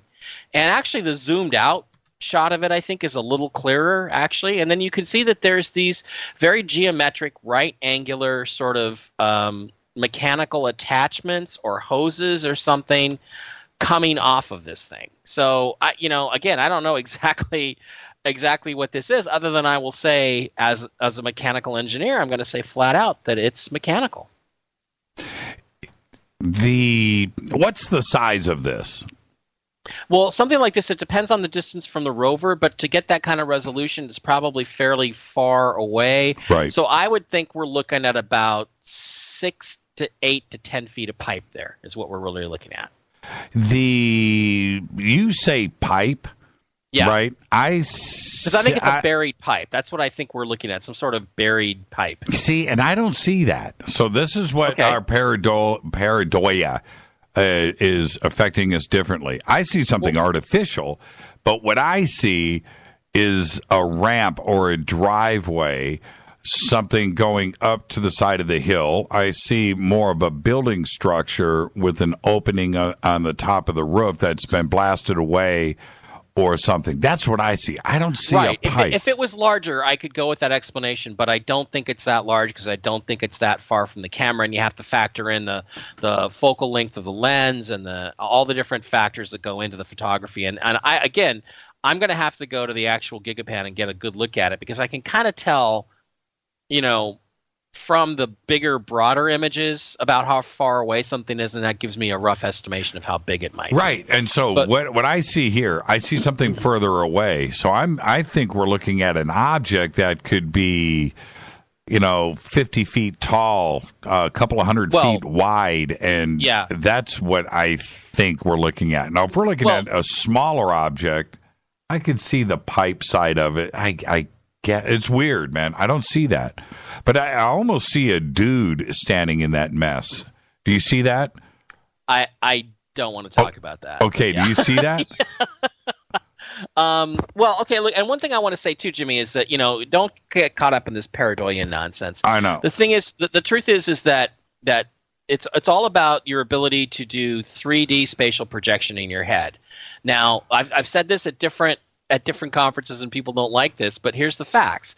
The fact is that about a third of the population, and Boeing studied this back when I was at Boeing, so I know these are facts. 1 minute. You've got 1 minute. Right. About a third of the population can look at images like this and instantly do a 3D projection in their head and say, okay, I know exactly what this thing looks like in 3D. There's a tube, there's a pipe, there's a ramp, there's a dude standing there. You can do that easily. About a third of the population is more like Art Bell, where you can be led by 20 minutes of Richard Hoagland berating you, right.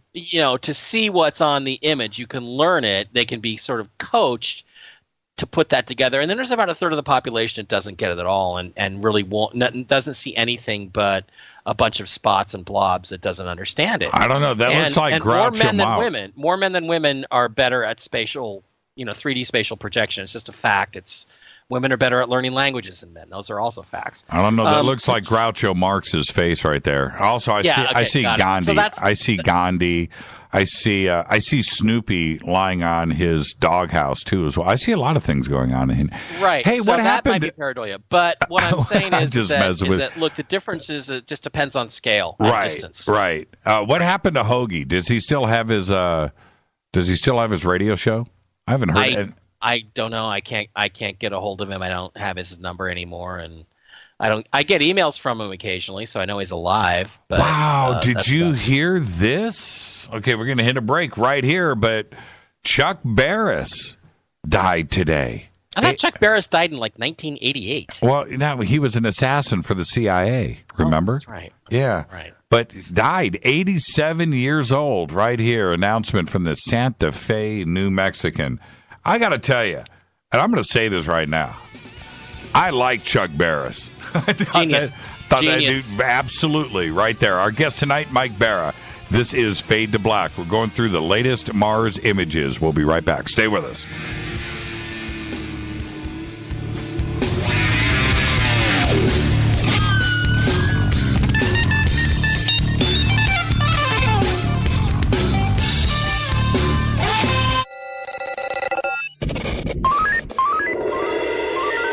Way out here, we listen to Jimmy Church. You're listening to Fade to Black. Always on the edge of the hottest alternative talk. Jimmy Church with Fade to Black. KGRARadio.com. ¿Qué tal, mis amigos? Yo soy Mario Carson, el tiburón, y los invito para que escuchen a mi buen amigo Jimmy Church Radio. ¡Claro que sí! Hey there, quick question for you. Would you be okay with more energy, more endurance, thicker, healthier hair, a better mood, reduced appearance of wrinkles, improved sleep, improved blood pressure and cholesterol profiles, improved vision, improved memory? Okay then. Well, now, have you heard of Nature's Youth RSF? It's from the anti-aging experts at nature'syouth.com. Nature'syouth.com. See, at Nature's Youth, they understand exactly what it means to provide top-quality health products. And Nature's Youth customers not only improve their health, they know they're also providing their body with the right nourishment to maintain that peak performance and fight the aging process. If health, wellness, and nutrition are what you desire, choose Nature's Youth RSF. I did. You see, you're going to get older. It's just up to you how you feel when you get there. Get started today. Nature's Youth RSF. Simple to use, simple to order. Go to nature'syouth.com.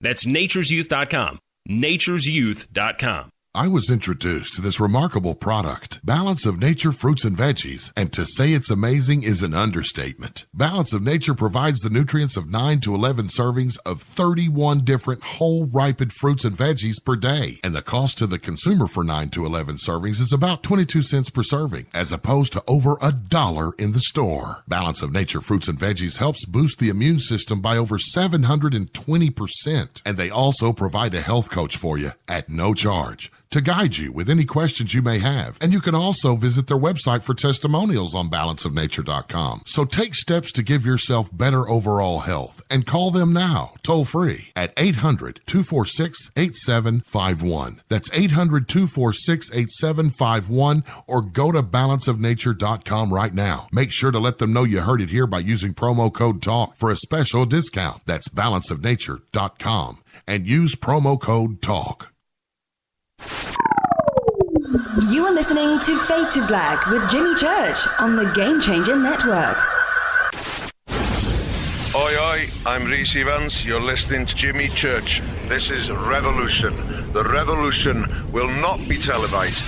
The revolution is on radio. Ciao.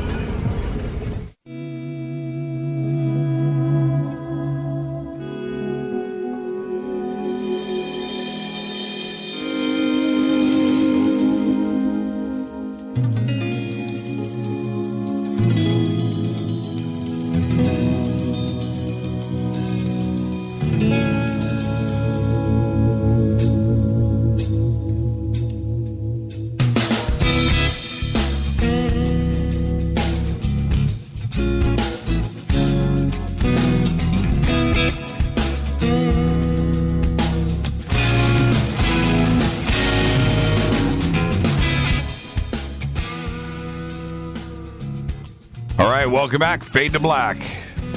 I'm your host, Jimmy Church. Our guest tonight, Mike Bara. You can follow Mike at MikeBara33 on Twitter. You can follow me at JChurchRadio. That's simple enough. And hashtag F2B is the sandbox. And here I have right now, all right, for everybody that's in the bunker cam right now, all you members, here is Ted. This is my producer. This is the guy that's doing all the tweets tonight for Mike Bara. Look at this guy. Look at this little guy. Say hi to everybody. Hi, my name is Ted, and I'm sitting in the palm of Jimmy's hand. Look at my little cruiser dude. He's my producer. All right, say bye, Ted. I got to get back to work. All right? He doesn't bark yet. Oh, there he barked. He's barking. Okay, all right, that's his bark. All right, let's get back to the show. Hey, Mike, you got to see these pictures. We'll tweet them out here in a bit, man. But pretty amazing little black poodle, man. Well, you're just taking care of him for a while. No, he's just stopped by. He's visiting. That's it. But he can tweet like nobody's business. He's a good. He can tweet. All right. Let's go to the next image, Mike. So everybody, we're going through these latest Mars images. The next one that we're going to talk about, which is the drunken alien. Now, this has been all over the net this past week or so, and I've been looking at it. And first off, what do you see here? It looks strange, and it looks singular, right? Back, talking about the, what's going on around it. But they're calling it the drunken alien. What do you see? It looks like to me like it's a drunken alien. Jimmy, no, I don't know. It's like, what do I see? Well, I see something really kind of different. I don't want to mock it because it kind of looks like an alien, like a gray that staggered, through the Martian desert and fell on his face and fossilized, died, right? And fossilized, and he also seems to be humping the ground. I don't know what that is. Yeah, down in his nether regions there, but yeah. He looks like he went out with a smile on his face. Right. So I'm not sure what that is, but I mean, I understand why people think it's weird. I'm not going to say it's a drunken alien. I don't think it is a drunken alien. I am going to say it is something a little weird because if you look at it from a geological perspective, what you're really seeing is something that it's kind of blocky and square, and there's this round thing at the end, and it means that whatever formed the rounded head did not form the rectangular body, and the sort of legs that are sticking back, and then you can see sunshine through it. Right there where the nether regions are. Nether regions are, yes. And so that's really unusual. It's not very often that something would erode by wind and that, and leave that kind of a gap in there. It just doesn't make sense that the rock would wear away on the inside underneath it like that. So it kind of does look like something external and something not natural that fell over or fell onto this spot, and again was probably covered by some sort of debris, and then slowly reemerged and came through to the surface. But honestly, it's interesting. I don't have a good answer for what it is. Yeah, it's interesting. It made the mainstream news. It got out there. I saw it. I was reading the articles, and I squinted my eyes like I always do, just trying to see what everybody else is seeing. Yeah, but can you see the big round head, and then there's a neck, and then there's these kind of square shoulders and a square body, and there's a leg behind it, and a dong. A dong. Yeah, whatever you want to call it. Well, the ding dong. Let's keep it clean. The body is monolithic, like a domino. It's a square, rectangular shaped thing. I don't know. The head part is weird too. I don't know what to make of it. I don't see the drunken alien. I see something artificial. Yeah, that's kind of what I'm trying to say. But what people are basically saying is it looks like an alien fell on his face. Just was staggering through Mars and got drunk and fell on his face. So now let's go to one of the more interesting. They're all interesting, but the equipment rack. I don't know what to say here. This is pretty interesting.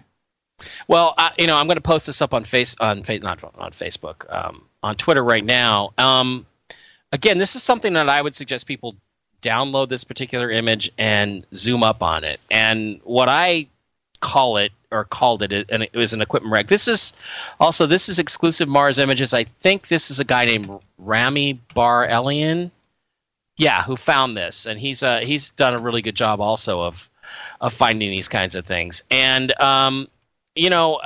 Jimmy, there's these things on airplanes. If you were to go underneath a jet airliner, for instance, there would be an equipment bay. And in the equipment bay, you would have what they call avionics, electronic instruments. There'd be, pumps containing the oxygen that would be used on the airplane on the flight, fuel, water, all kinds of tanks and tubes and things like that. And how they're mounted is they're mounted on these little aluminum shelves that frequently have at an angle rods or bars coming out of the fuselage of the airplane, and kind of attaching on the front of this thing and supporting it, and then you put the equipment on the equipment rack. And a lot of times those are cylindrical tubes or cylindrical cylinders with, again, like I said, volatiles in them, or there could be electronic equipment. There could be all kinds of stuff in there that gets plugged in on these equipment racks. And when I look at this thing sticking out of the sand, I went, wow, that's an equipment rack. Now there's other stuff in this image around it that's pretty weird. If you look to there's a big circle in the middle. If you look to the left, there's some stuff sticking out of the ground that are casting shadows that look unnatural to me. So, I mean, to me, there's no question that what I'm looking at is some sort of equipment rack. It's not very well defined. It's a little bit far away from the imager, and there is some artifacting involved. But there's no question that there's some sort of like tubes and cables and wires and things that are coming out of this instrumentation package. This is a mounting bracket for an instrumentation package. That's what it is. And there's no question about that. I could walk you to the underside, the underbelly of a 747 or any airplane that Boeing makes, and show you stuff that looks exactly like this on a commercial jetliner. Yeah. Now, when you zoom up, and you're right about the wires and everything that's coming out of the bottom of it. When you zoom up, because you can see it in the background. Look, everybody, is this up yet in Twitter? Yes, here it is. Rita's got it up. I'm retweeting now. Look at the green circle in the background. That is the unprocessed image. Zoom in on that, like I have it here. Now I've got it 6 inches across. Look at the rocks around it. All the rocks look all similar. They look like they're brothers and sisters. The natural surroundings are what they are. Then you have this. That's pretty bizarre. And there are definitely something is coming from the back of the equipment rack at the bottom. It clearly looks like, cables. There's no question about cables, tubes, fiber optics. Who knows what they are? But it's some. Again, Jimmy, these planes are also full of the ECS systems, which are rigid tubes that come out that link up to other subsystems and things like that. It could be hydraulics. It could be any number of things. But that's an equipment rack, and the thing that's weird about it is it's an equipment rack, that's not really much more advanced technologically than what we would put on a plane or a spacecraft right now. That's, it's not like we're looking at something that's so alien we can't figure out what it is. It's pretty normal looking. It's pretty Earth-like. It's pretty, maybe all the theories and concepts of engineering are universal. I don't know, but it would seem to me that, it gets me because it's very familiar and it's very engineering-ish. Are you looking at the pictures of Ted? Yes. Is that crazy? Could not be cuter. It could not be more adorable. You got to keep him. You got to keep that little guy. He's not ours. He belongs to a friend of ours, man. You just can't take somebody's dog. Well, I guess you could. Mm-hmm. There might be a little ass kicking going on somewhere, but you're big enough you can defend yourself. Yeah, but I'm big. I'm just not in shape. All right, let's go to the next image, which is called Glock, appropriately enough. Oh, the Glock, yeah. This is a good one. Yeah, it is, man. This one's a little bit. This one's a little harder to explain away. Well, and again, I've had an argument with my friend Keith on this one. If Keith is listening tonight, I just have a fundamental disagreement with him on this. I think if something looks exactly like something that we know, something familiar, I think that's probably what it is. Right. And honestly, I think this is a gun. I think this is just a fossilized gun. Now, again, this was I'm not sure whose discovery this is, and it's really, you can't really read it, but it does have the source file on it. I think that I can get a better version of this image. But you look at this, and it's you could eventually get to the raw image. I guarantee you that everything we're talking about tonight, you can find the raw image. Oh, I guess it's the Forbidden Knowledge forum. Okay, is where this came from. But the object in the middle is a real Glock, dropped on the ground with some shell casings and a little dirt thrown on it. The object in the image is exactly the same. It's got all the same stuff. It looks like it's got a trigger and a trigger guard, and this, the tubular barrel and the hand grip, and and then a little bit further away in the same image is something that looks like a bullet. It looks exactly like a bullet in a cartridge. Right. So I just say that's what it is. You're not imagining. The thing about pareidolia, it's BS. You're not imagining that this looks like a gun. It really does look exactly like a gun. Right. So who says it's not a gun, given that we just looked at an equipment rack and a royal scepter and some sculptures and a bunch of other stuff on Mars? I mean, Again, know what it is? I want to remind everybody that is going to listen to this later. This is the live broadcast, but if you're going to listen to this later or you're listening to this later, just go to jimmychurchradio.com, search Mike Bara, go to Google, search Mike Bara /Fade to Black, and it will take you to Mike Bara's page, and these images will be there, and you'll be able to see everything. Now, I look at this, and I see a gun. There's nothing else to see here but a gun. With pareidolia, the human evolution has caused us to be able to do one thing for survival. That is, as you are looking out into the landscape, you are able to see human faces. Why? Maybe you need to find your mom and you're 2 years old, right? And you need to, and this is 50,000 years ago. You are able to zone in on two eyes, a nose, a mouth, some ears, and you can see a human face, and you can pick it out easily. So when you're looking at a photograph of some jumbled stuff, your brain will scramble and piece things together and see faces that aren't there because that's what we're just programmed to do. But this is not a human face. This is a gun. And that is what I see here. I don't see anything else but a gun. Right? As far as I know, with Darwin and evolution, we didn't have guns 300,000 years ago. We are not acclimated to seeing guns in images. This is just, it is what you think it is. It is a gun. Well, Jimmy, again, I'm going to argue with you too. There is no such thing as pareidolia. That is not anything that's ever been studied by medical science. Wait, I thought you can go to medical science websites. The last time I was there were 4 papers that included the word pareidolia. None of them, they all used it as if it was a real thing, but none of them was a study of it. You can't identify what part of the brain it affects or where it comes from because it doesn't. It is not a human.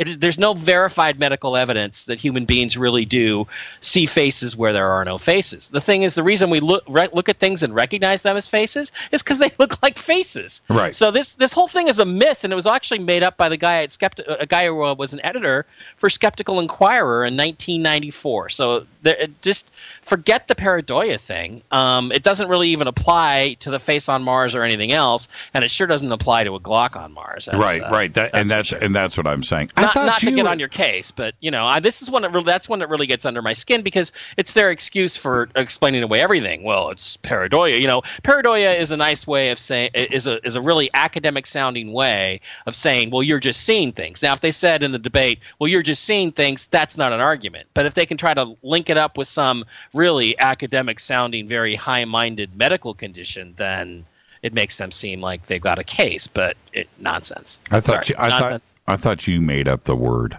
All right, let's go to the next image, which is called head. Okay. Well, these are your files, pal. Yeah. Not kitty, but head. Yes. This is has been enhanced. Yeah. This actually comes from. Believe it or not, this one comes from, can I say the TV show that it came from? I don't care. Okay, Ancient Aliens. Right. The last episode that we did that I was involved with on Mars. And I apologize.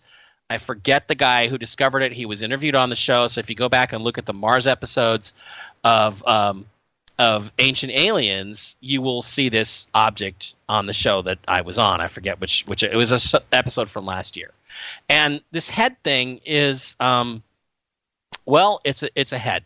And it looks like, these ancient big stone sculptures that they found in South America, like the Incas and some of those ancient civilizations, and that they found ruins that are, they have these big, huge faces with the wide noses and the big eyes. And this guy is spotted this in a rover image on Mars, and you can see the eyes, you can see the nose, you can see the lips, and you can see this weird, kind of elongated skull. So, again, dude, what can you say about it? Except if that's a real picture from the planet Mars, that is a sculpted head of some kind of a statue or something. And that's exactly what I think it is. The size, I'm going to ask that just about with all of these pics, but because it's just so hard to... Yeah. This one's about twice the size of a human head from the raw image that I looked at. That's my guess. Again, these are estimates, but that's what I would assume. And again, size only matters in the sense of us trying to get an concept of what we're looking at. That's why when I say I don't think this is a real skull, this isn't like the decapitated head in the movie Prometheus. Right, this is. Right. I think it's some kind of sculpture. It's a statue. It's pretty cool. Reminds me of kind of almost a Jim Henson-ish human character distortion thing. Yeah, Jimmy, I'm gonna post, if I can find it, maybe during the break or while we're talking. I'm gonna try to dig up. There's another image of that where it's compared to. One of these South American sculptures where you can really get the resemblance. Right. Chit-chatting. Yeah, it's pretty cool though. This is pretty interesting. This is pretty interesting. I mean, you've really got. I don't think it's fossilized anything. I think it's a sculpture. I think it's been carved and it's just sitting there. That's what it looks like to me. Yeah, I would not disagree with that. Wow, really cool. I like that. Yeah, I mean, that's one of those things that unless you can prove it's a fake Photoshop, image, which it's not, because Ancient Aliens dug into it. Trust me. It's not. Then how can you argue that's anything but artificial? It can't be. It has to be. It has to be artificial. Wow, really cool.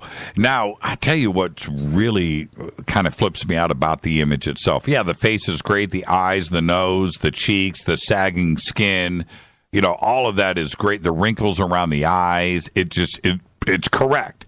But if you look in the back half of the skull is flat and is gone, right? Whatever would have been there.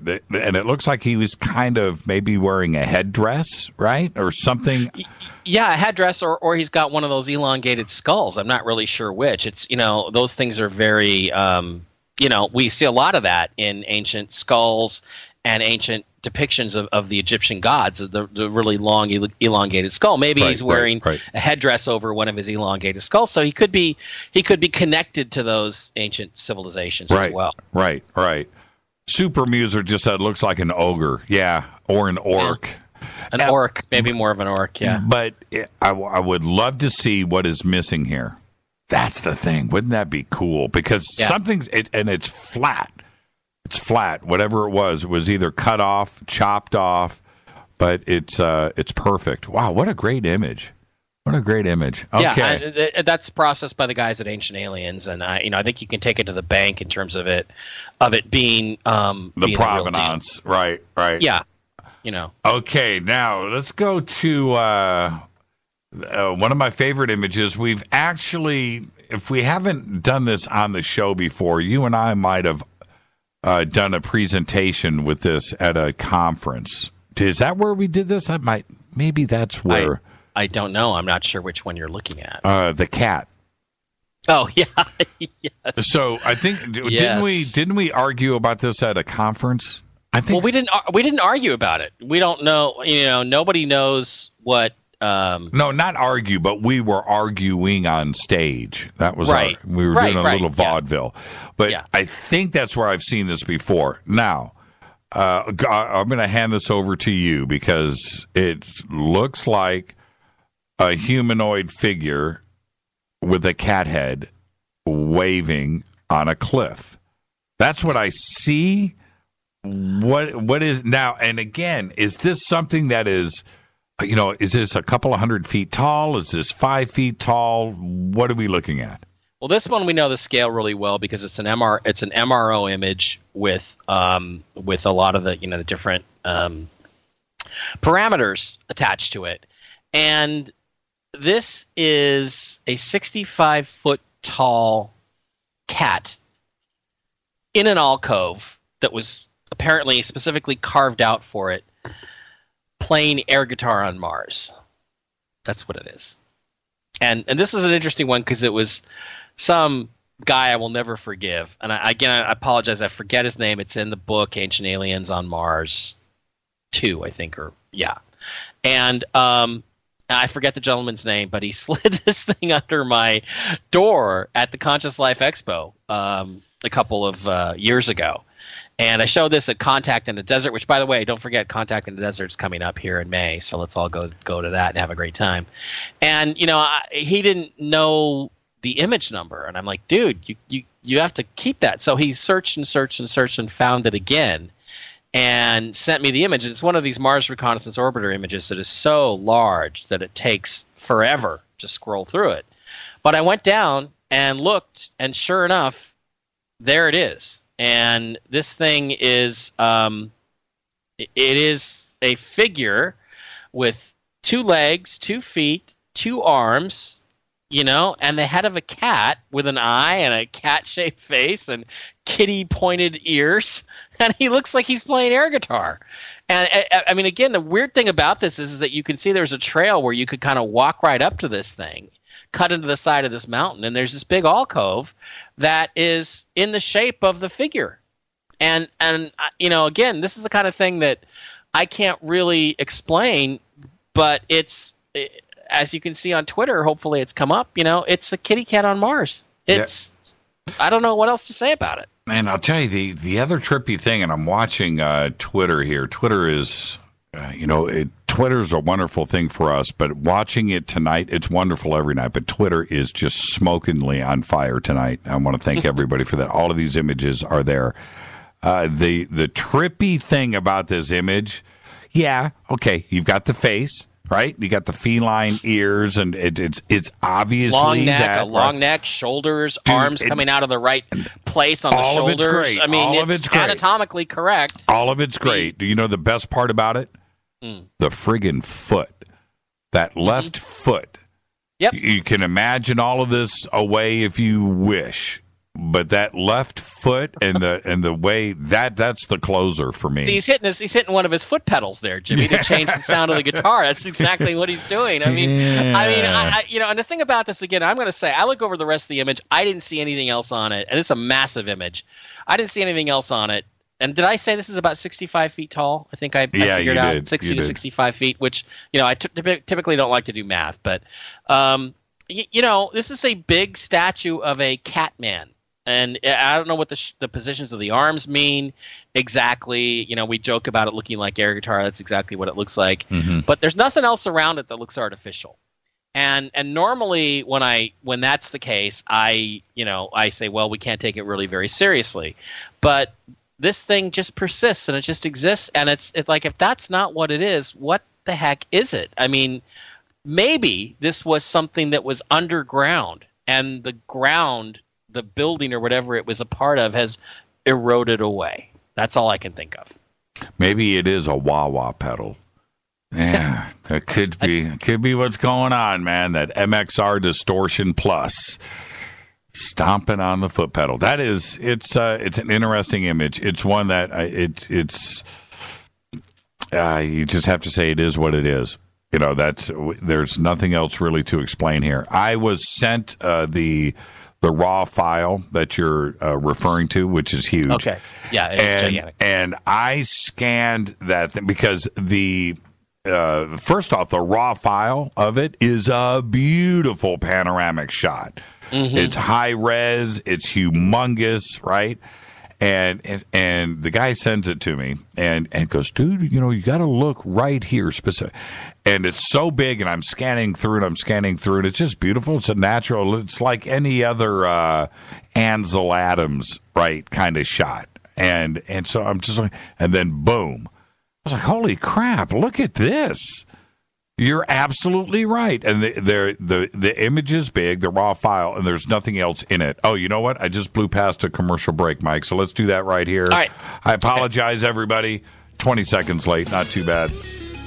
Take a break right here. Our guest is Mike Bara. Now, we are going through a Mars update, and we've got another half dozen shots that we've got to get through before the end of the show. This is Fade to Black, and we'll be right back. Stay with us. Hi everybody, this is Rob Halford, the Metal Guard on JimmyChurchRadio.com. KGRA Radio. Intelligent talk. Do you know what's in your body soap? Well, I didn't know the answer until about 5 years ago when I looked at the label of my soap and was shocked to see all the chemicals. For my entire life, I had been assaulting the largest organ of my body, my skin, and to think my children were using it too. Well, a lot has changed since then. Today, my family and I operate Stone City Farms, where we make and sell all-natural goat milk soap using fresh goat milk from goats we raise on our farm. Our mission at Stone City Farm is to produce high-quality, all-natural goat milk soap for people who want a fresh, unrefined, natural product. At Stone City Farms, we offer scented and unscented soaps and a signature line of gift sets customizable to your needs. To see what our customers are saying, go to StoneCityFarm.com. Use the code NATURAL for a 20% discount. That's StoneCityFarm.com, code NATURAL for 20% off your order. You never know what could be hiding in your soap. So, you love talk radio? Then you'll love TalkStreamLive.com. TalkStream Live is always on, 24/7 with the best streaming talk shows. Find your favorite talkers and discover some new ones. It's free, readily available online or on any smartphone or tablet. Finding your favorite talk shows all in one place has gotten a whole lot easier. Just go to TalkStreamLive.com. Be sure to download the free apps from Google Play or the iTunes App Store. Would you like relief from muscle pain, headaches, and discomfort to sleep better, have more energy during the day, and just feel naturally amazing? Fibromalic can help. Its blend of malic acid and magnesium can provide pain relief and comfort for those who experience fibromyalgia. It helps your body absorb more oxygen, and it works quickly for a significant reduction in pain within 48 hours, all without a prescription. Ask for Fibromalic at health and vitamin shops or shop fibromalic.com. Did you know that when you're on the road with limited data or Wi-Fi available, you can still listen to every minute of Fade to Black by just calling 605-562-4482. No smartphone, app, or internet needed. It saves your data plan and no extra cost if you have unlimited minutes. Just call 605-562-4482. You can listen to me, Jimmy Church, on any phone, anytime, anywhere. Go Beckley Tappy.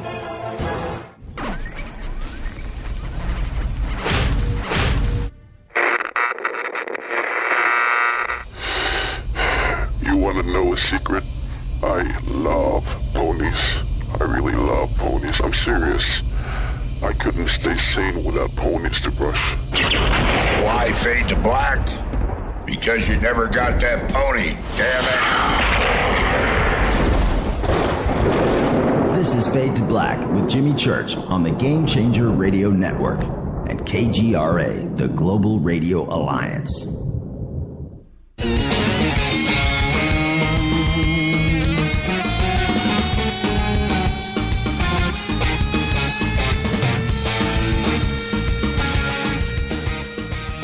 All right, welcome back, Fade to Black. Our guest tonight, Mike Bara, the one, the only. You can follow Mike on Twitter at MikeBara33. Follow me on Twitter at JChurchRadio.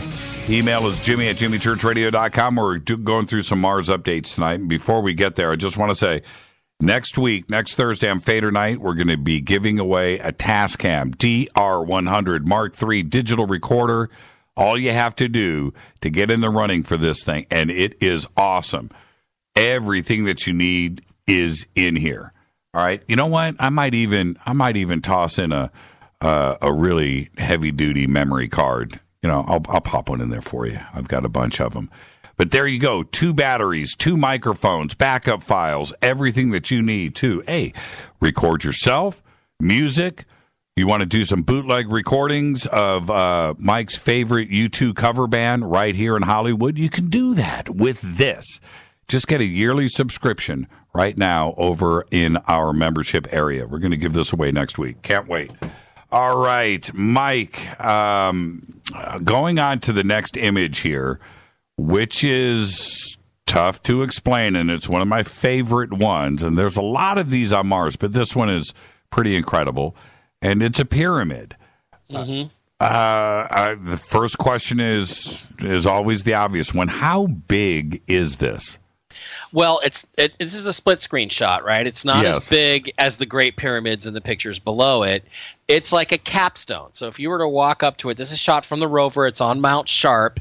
If you were to walk up to this, it would probably be about 3 feet high. So it's going to be a big, heavy block of stone that's going to crush your toes if it falls on you, but it's not as big as the other pyramids, the Great Pyramids. But again, the comparison is there simply to show you the comparison is simply there to show you, the fact that this is below you have the artificial structures at Giza, and above you have an artificial structure on Mars. What its purpose is, I don't believe for a second that it's a like a pyramid with rooms in it and stuff like that for little miniature Martians. That's not what's happening.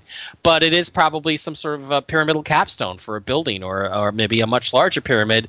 Maybe the pyramid is actually under Mount Sharp, and this thing is the only part that's sticking out. We don't know. We'd have to walk up there, or better yet, I really wish they would have driven the rover up there and take a good look at it. But this has happened before. There was a pyramidal capstone like this about the same size right next to the Pathfinder landing site, and they took one or two, I think just one shot of it, 2 maybe, and then they just drove away from the thing as fast as they could. And then they kind of did the same thing here. It's like, oh, there's a pyramid, let's get out of here. So it's a pyramid, and again, it's an exact it's exactly duplicated in terms of shape and its function, probably, to the larger pyramids that we see below. The only difference is scale. Let's take, I want to open up the phone lines. I meant to announce that before the break. Let's do that. I'm going to open up the phone lines now. 323-825-5045 before we do start to run out of time. 323-825-5045. Phone lines are open. And Mike, he doesn't know this, but he's actually going to stay on with us till the end of the show. All right, so what? That's okay. I can hold my water, pal. I've been drinking all night, and I haven't had to go yet. Man, we take breaks top and bottom of the hour. I've been to the bathroom like 3 times. Oh man, you got to be quick. But see, I'm used to it. You people don't know this, but I've been in the bunker, and Jimmy just has a bottle underneath the desk that he uses. Don't give away secrets. Don't give away secrets. Okay, so this pretty is embarrassing when you're sitting next to him. And I know, and I've got a Mountain Dew 2-liter bottle here. So I do it Jimi Hendrix style. So the thing is pyramids are all over the earth. Right. They're here. They serve a purpose. They've been sighted all over the surface of Mars. I wouldn't be surprised if we start seeing them on other planets in our solar system, too, as well. But this isn't something that is, again, singular on Mars. How many pyramids have been photographed on Mars so far? Well, I'm trying to really put it together. There's this one, which is near Mount Sharp here at the near the southern pole of the planet, or in the southern hemisphere. You've got the D&M pyramid, which is a 5-sided pyramid at Cydonia on Mars. Mm-hmm. You have several tetrahedral pyramids spotted in Elysium by Carl Sagan, back on some very original images that were taken on Mariner 4, way back in the 1960s. And then you have other pyramids. There's a 4-sided pyramid that I think it was discovered, other people spotted it, but I kind of pointed out that it's an exact match for eroded pyramids in China that we have on Earth. Again, the only difference being scale. And then there's tetrahedral pyramids. Keith Laney has found a couple of really massive tetrahedral, four-sided as opposed to five-sided, like the pyramids of Giza. Right. Four-sided pyramids, partially buried on the Martian surface with entrances, and he's done some incredible color detail work on it. It's really phenomenal stuff. And you got those, and then you have other tetrahedral pyramids that are scattered all over Cydonia, near the DNM and near the face on Mars, that are tiny in the images, but they are the same size as the Great Pyramids at Giza. So they're hundreds and hundreds of feet tall. And there's at least a dozen of those. And they're called pyramidal mounds. But as we've gotten better images of Cydonia, we've seen that they are, again, partially buried tetrahedral pyramids all over Cydonia. So it's in the dozens at this point. And a lot of work has been done on them, and a lot of enhancement stuff that's come out. Some by me, some by Keith, some by a variety of other people doing the work, and it's just, they're all over the place, Jim. With the announcement today, well, it's been going on now for a couple of years, but China is going to Mars, right? Yeah. I think India wants to make it to Mars. Probably Japan's going to throw their hat in. We are talking about a manned mission to Mars, if somewhere between less than 10 years from now, right? 2024, 2025, all the way up to about 2030. Right, and Trump recently said he wants to accelerate that process. So, what do you? I think we can go maybe even sooner than that. Do you think that once we get there, that we're going to have the same issues with the choices of our landing spots? What the astronauts are going to, the Marsnauts, they're not going to go to the objects or walk up to or investigate the things that you and I want to see, or the rest of this audience, right? That we're going to have the same problems. Why the rover doesn't go up and look at the spoon? Why the rover doesn't go up and look at this pyramid? Or these the howitzer. Other Remember that howitzer thing that we found a couple years ago that you were freaking out about? Still one of my favorite shots. Mm-hmm. Still one of my favorites. So do you think that we're going to have those same issues?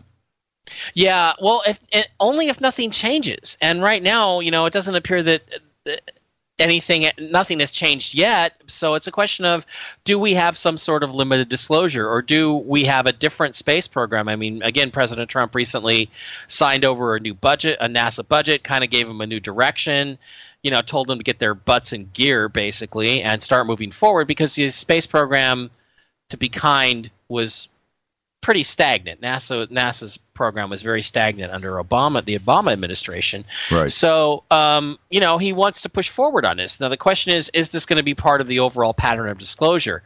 It's interesting. I know you don't want to talk about politics too much, and we really won't, but the people that are suppressing this information is the national security state, as Richard Dolan likes to call it. And there's a war going on between the new president and that existing national security state. And if the president wins that war, who knows what we could see? Who knows where we're going to land? I mean, I think Cydonia is probably one of the most interesting places you could possibly land, just for purely scientific reasons, having nothing to do with the face and the pyramids, the DNM, and all the other stuff that's there. It is a bit of a rough landing spot, but I think it could definitely be done. And we won't know until they start picking targets. But if nothing changes between now and then no, they're going to land in the middle of nowhere if they can. But again, because this stuff is scattered all over Mars, all these things we've looked at, equipment racks and pyramids and sculptures and scepters, that stuff, computer circuit boards. I mean, there's you can look at all kinds of stuff. This stuff is scattered all over Mars. So, who knows? We may land in a place that's supposed to be desolate and end up finding some really incredible stuff. Well, you're right. We don't talk politics on this show, but what we needed is what we got, right? We got a Democrat in the White House. So therefore, that's what we need to move this space program forward. We're so lucky that he convinced the Republicans for him to run on that ticket, so we didn't get Hillary in, but we got Trump, a Democrat. Think about that for a second. He snowed everybody. Well, I think it's really fascinating, because I think he's, several steps ahead of all of his critics at this point, and people think he's dumb. People think when he tweets out that Obama bugged the White House that they think he's just making it up, and he's not making it up. And the thing is, he's a person with no specific ideological allegiances. He has specific beliefs of things that he's thinks have worked. There's definitely things he's seen work in his lifetime. So he's going to be very Republican in terms of economic policy, and he's going to be more liberal in other respects. So no, you got to love anybody that will say anything to convince that comes anybody. to their mind. Right. Anybody like that in our community that you know of that you have to keep a cap on? I don't know. I can't. We were just talking about him earlier. Okay, hold on. Let's take a couple of phone calls. Trump is a Republican. No, he's a Democrat. Well, I mean, the thing is, look, his enemy. You just look at his list of enemies. You look at his list of enemies, and they're kind of like our enemies: the Republican establishment, the Democratic establishment, the national security state, the CIA, the FBI, the NSA. Right. All these people that we're at war with. Right. He's going to war with. Right. So I mean, things could. Jimmy, I honestly don't know what's going to happen in the next. No, 40. I don't either, man. And the thing is, with him having. They have the red phone and the black phone, the multi-line phone, and he's got his Alex Jones phone. He calls up Alex, man. Hey, man, are they really bugging me through my light bulbs? They sure are right now. Look at them. Yeah. And he's like, dude, we're being bugged. Yeah, so, which turned out to actually be true. I know. When I heard that today, I was like, here we go. All right, let's go to the phones. Hi, you're live on Fade to Black. Who's calling? It's Willie over in Missouri. This is who in Missouri? Willie. Hey, Willie in Missouri. Hey, how are you, man? Good. How you guys doing? They passed to the NDAA. They've got themselves legally protected. They can bug everybody. Yeah. Without no repercussions, So, I mean, we've got nothing to say about it. Everybody, they're acting like in the news that they can, but there's nothing anybody can say about it. They're self-legally protected, the deep state. Well, they're behind, Yeah, I don't want to get sidetracked on this subject, Willie, but you called, so we'll address this. This is what is really nuts, and I don't care what anybody has to say about me. I am going to say the truth right here. We have been told, we have known, there's been no question. The NSA has been bugging every politician and everybody that they can going back since they were created. All right, so that's the first thing. Second, what are we surprised about here? Right? Snowden did his disclosure and the programs and the software and the ability to go right now. Willie from Missouri is on the line. NSA is listening. They go, they trace this phone call. They're going, this is all computer based. They go back there now, and with the flip of just a click of a mouse, Willie, they go, and everybody that you've been in contact with in the last 24 hours, in the matter of seconds, they know everybody that you've talked to, and they can go and click on that person and go and find out the other 200 people that they've talked to. And the next thing you know, you've got a spider web coming off of Willie from Missouri that is 10,000 contacts. So when we hear today that bugging or wiretap or something, what discovery? This isn't Columbus discovering America. This is something that has been talked about forever. Nobody here should be surprised. What's the big shock? Why is everybody up in arms? Are everybody freaking out? If you own a cell phone, you are being spied on. If you are on Facebook, you have let all of your public knowledge out to the world. Anybody can go and find out anything about you. If you Snapchat, Instagram, anything that's out there in the and all of these in Twitter, that all the way down to not only your address in your house, but where you work and who your friends are. You're so exposed. So what is the big deal here? There's not why is everybody freaking out? You're not because how about this?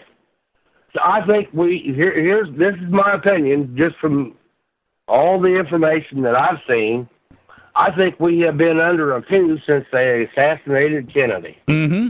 In 1963, we have been under a coup since then. Sure. I don't think anybody would argue that. I don't think we've ever settled down, right? I don't think the smoke has ever really cleared from that. And I'll tell you why, Willie, and this is what's really trippy. Leading up to that assassination and then what happened after that, where you have Kennedy or Nixon tied with Eisenhower and all of those little private armies that those guys were putting together in 1958, 1959. Nixon ended up being in the White House, right? And that entire upheaval and everything and all that baggage that Nixon brought with him, with the CIA and just a nasty underworld of stuff, was part of the ungluing of Washington and Camelot that happened with Kennedy. And the smoke has never cleared, man. I think that all of those agendas, all of that deep state stuff that has been running in the background is continuing to run today. That's it. That's the way that Washington runs. I'm not planting a flag here. I'm not discovering anything, and I'm not surprised. I'm saying that's now just the way it is. Get this. When that happened, all the schools across the whole country, the minute that happened, it was announced over the PA systems in every school in the country. And think about that. They announced, hey, look, you lost, we got you. They announced it to everybody. As kids, you know. Mm-hmm. That's how, just think about how brazen that is. Yeah, well, what are we surprised about? You know, that's the whole thing. It's like we've all been in denial. Mike Bara and our friends and our group of friends, Mike will tell you, when we get together, not only privately but socially, and we get together and we sit down, these are the subjects that we talk about. And Mike has been writing about this. He's been writing about not only the deep state, he just brought up Richard Dolan, but a group of our friends. We've been talking about these agendas and these secret programs and these false flags and these black budgets and what is running the Fed and the secret money movements and the things that are going on in the background. Most of us in the foreground.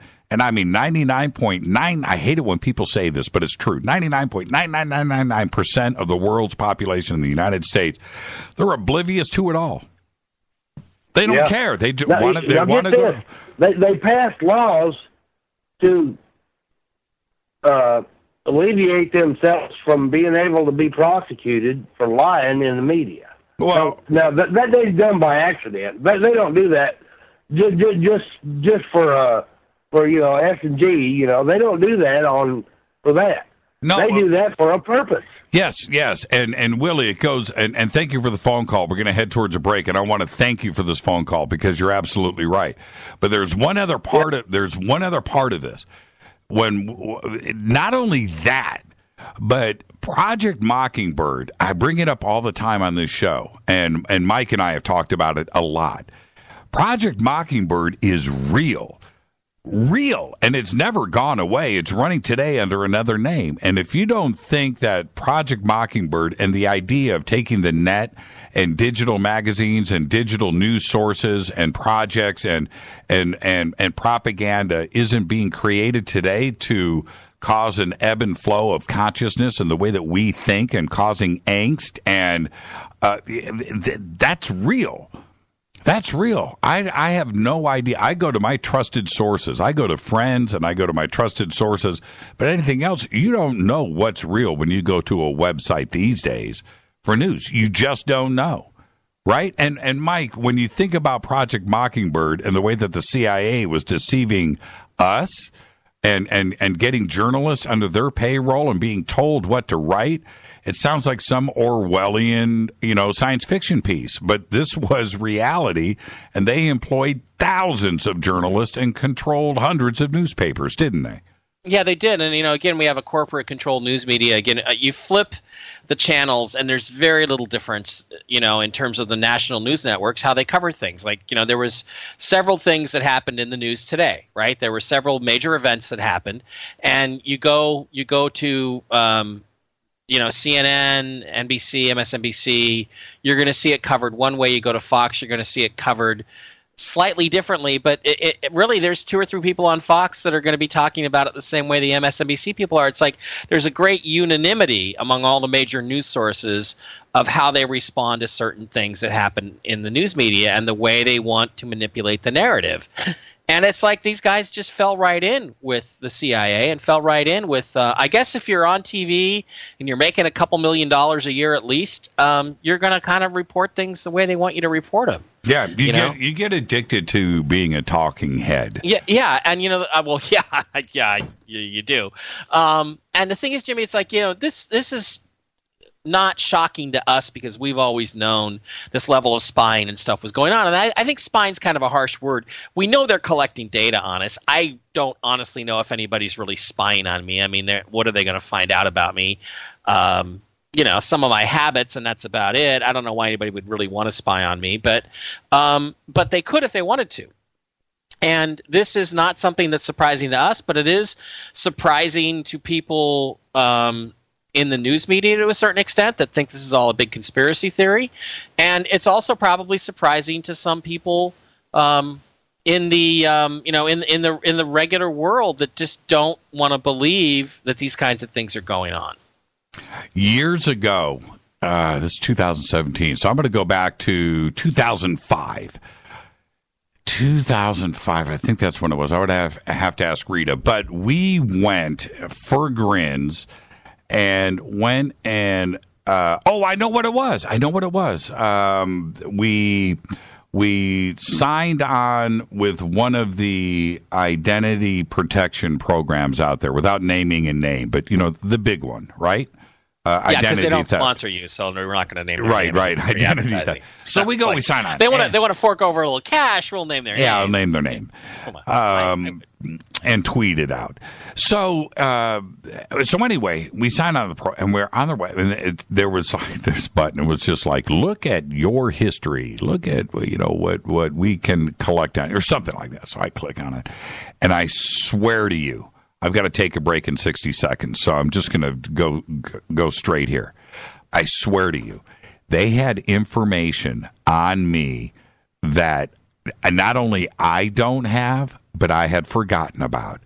They had the houses that I lived in when I was 6, 7, and 8 years old, 3 different locations in Michigan when my dad was going to college, right? And I'm looking, and I was like, that's right. I kind of remember the street name, but we're talking about the address and how. And I'm like, how? That was 1969, 1970, 1971. I certainly don't. And underneath that were the names of when you were 1, 2, 3 years old? The names of my elementary schools. Right. And I'm like, holy crap. Now, you know what the one thing is they don't have, though, and they'll never have, Jimmy?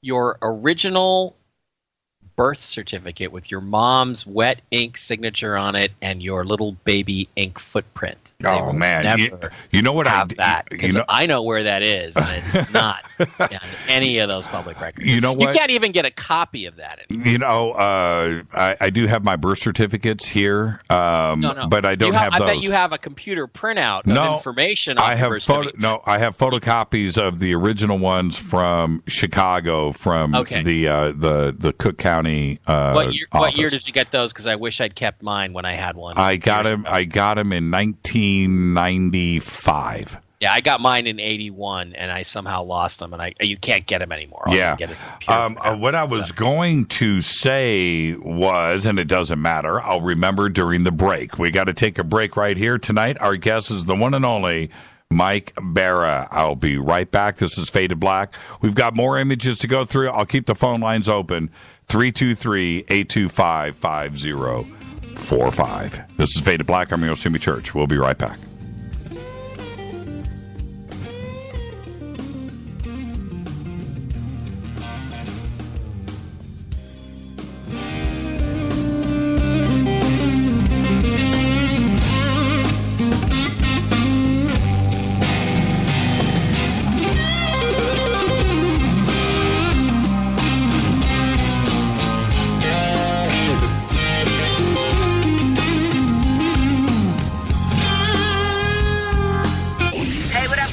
Vivica Fox here, and you are listening to my boy, Jimmy Church, on jimmychurchradio.com. Despite popular opinion, reading a book will not make you smarter. But listening to Jimmy Church will. Balance of Nature's fruits and veggies. I had gout in both my knees, and it's gone. Well, I'm pretty stupid. I should have ordered it 15 years ago. Best thing I ever got in my. It's the most effective product that I've ever bought in my life. He had eczema on his hand, and it cracked for years. He did anything from doctor, every cream, everything. And 3 months on the veggies and fruit, it was gone. They're just awesome. They keep asking me, what am I doing? I told them what I did with my cholesterol. I had the blood test, right? And it went down 100 points. 262, now it's 162. Everything is just perfect. Call now to find out how to get your free month's supply of Balance of Nature. Call 800-2468-751. That's 800-2468-751. Call now, 800-2468-751. Or go online to balanceofnature.com. Use promo code TSL.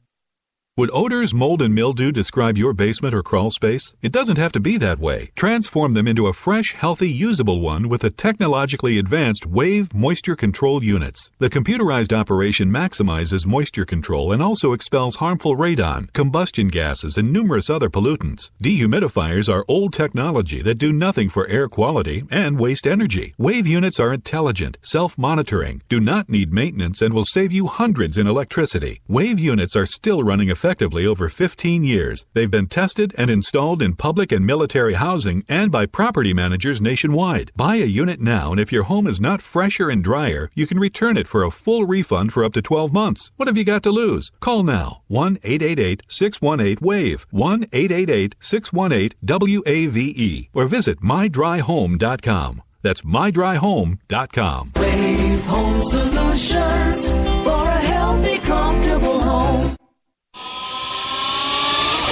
What's up, Fadernauts? Studio Dome loves Fade to Black and the F2B audience so much that they have put together the ultimate stereo Bluetooth system. They've done it just for you. Man, check this out. The Studio Dome SBB2 stereo system is here. It's featuring 2 Studio Boombox 2 SBB2 wireless Bluetooth speakers, packed in its own custom hardshell case. This Studio Dome system features the very latest in stereo Bluetooth technology. The 2 full-range boomboxes are in true wireless stereo. You've got to hear this. It's amazing. It's just $129, and use the promo code JCRTWS, and you'll also get free shipping. It's simple. Just go to jimmychurchradio.com, click on the Studio Dome banner. Go Beckley Tepe. This is Kristen, Erica, Brittany, Gabby, and you're listening to JimmyChurchRadio.com. It's not a lifestyle we chose. We were born this way. KGRARadio.com.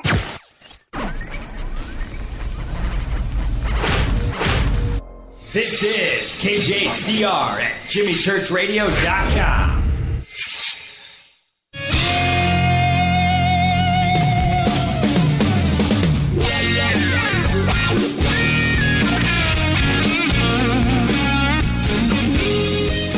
All right, welcome back.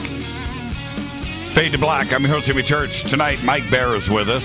I'm going to keep the phone lines open as we head towards the end of the show. 323-825-5045.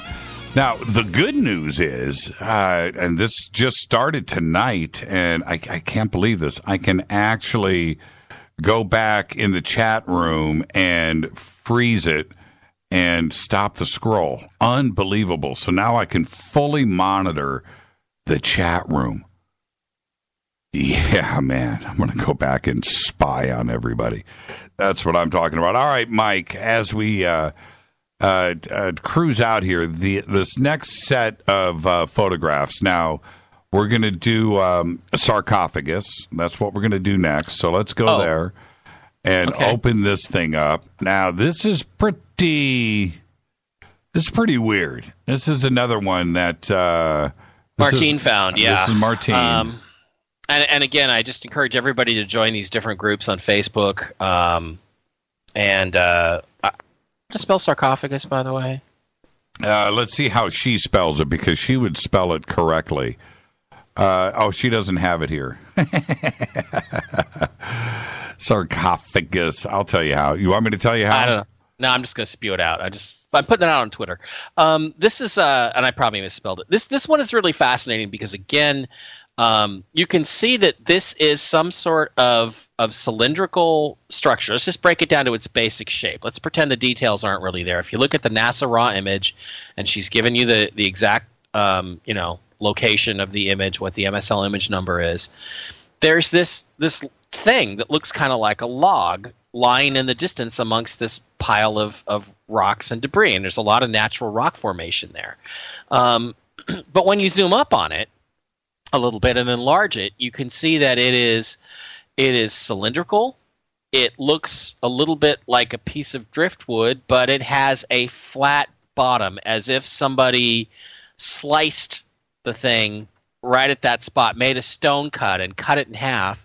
And then again, you look at it and you begin to see a head and shoulders and a body. And when you get to the really enlarged, color enhanced image, it looks like it's either hollow or it's the bottom's either got an opening in it and you're looking at the inside, or there's these long sort of tubes, pipes, cylindrical structures, and this thing it looks like some kind of goddess, some kind of humanoid goddess statue that is tipped over on its back. And again, if that's not what it is, go up there real close with the rover folks and take some better pictures and show me what the heck it is, because it sure looks like that. How big, again, I have to ask, how big is this? I'm looking at the raw image. So the rocks and the surrounding area, again, look really large. So this one's hard to determine, but my guess at looking at its distance from the rover, my guess is it's about 6 feet tall. It's probably the size of a human statue. It's like a statue you would find in what's that hall in the U.S. Congress? There's a hall in there, a room I've been in. It's got statues of famous people from every state. It's the hall of. Not the Hall of Statues, but it's something like that. Mm-hmm. And this looks like, the same kind of thing right out of that. And it looks like a statue of some sort of important person, god or goddess, wearing some kind of ceremonial robe, and it's tipped over and landed on its back. And there's no question that it's, that it's sort of, curved up. The back is kind of curved. It's overhanging an empty spot there. And you tell me what it is if it's not a statue. Even in the raw image, right? The enhancement is incredible, but even in the raw image, that's exactly what it looks like. The head on the top, the nose, the eyes. It's pretty strange. And again, it doesn't match the rocks and the debris that is surrounding it. This is sitting here by itself. Jimmy, this is one of the reasons why. Sorry to interrupt you, but this is one of the reasons why. They always create these sort of monochromatic images, why they create these images with this fake red stain on them, this sort of tan, reddish color that they apply to everything, because I bet you if you could see the raw color, if you could see the process color, and they always make a big deal out of, well, we don't know what the color really looks like on Mars. That's BS. We have color calibration tools. They could easily do this, but they make everything look red. They give it this fake Technicolor red. They amplify the red really, really high. If they gave us the real color, which is probably a lot closer to what Martine has created here in this image, you would be able to instantly pick it out. And I think that's it's part of the game. It's part of the cover-up game that NASA plays with these images. They like to do this with this monochromatic color, so you can't more easily pick these things out with your eyes. I bet you there's incredible stuff that's been skipped over on a lot of these images simply because of that fact. We don't have the color and shading differentiation we really need to identify features. Well, I'll tell you what, you rotate the image and blow it up, the NASA raw image, it's probably better than the enhanced version. I mean, the enhanced version is pretty cool. I just did that. I just followed it. Yeah. When you rotated it, you can see that it's something that used to stand up. And the face is, I don't know, faintly grayish, like a gray, a little bit humanoid. But again, this is far enough away that we can't really tell much detail except that it is a humanoid face. That's all. That's what I would say about it. Whether it's really a gray or not, I don't know. But it's something. Awesome when you rotate it. That is trippy. Yep. All right, let's go to this next set. Now, the next set is a set of 6 images. Okay, different levels of enhancement. So this one, just let Rita know. This is called slide 1. We have slide 1, 2, 3, 4, 5, and 6. Mm-hmm. We're going to do these in order. So let's go to slide 1 and tell us what we're looking at here. Well, actually, I would like to start with another one, if you don't mind. The original that came from Martine. Okay. If you don't mind, can we do that? Which one is that? Well, okay. So if we go down to the one where it's slide number 7. I don't have slide 7. Oh, well, that would make it a problem then. Yeah. Okay, I'll tell you what. So let's go ahead and put this one up and talk about it. This is an image that she found, and it was a part of a large gigapan, and it had just this sort of faint pattern on the ground next to some geologic features. And as you look at this faint pattern, I began to notice that it looked to me like it was some sort of artwork or sketch. It was like a what do you call it? A relief or a image of what looked to me like a man. Now you have to remember, excuse me, you have to remember that the perspective from which the image is taken is not necessarily the perspective from which it was intended to be viewed in. So if you're talking about this as a artwork or a painting or something like that,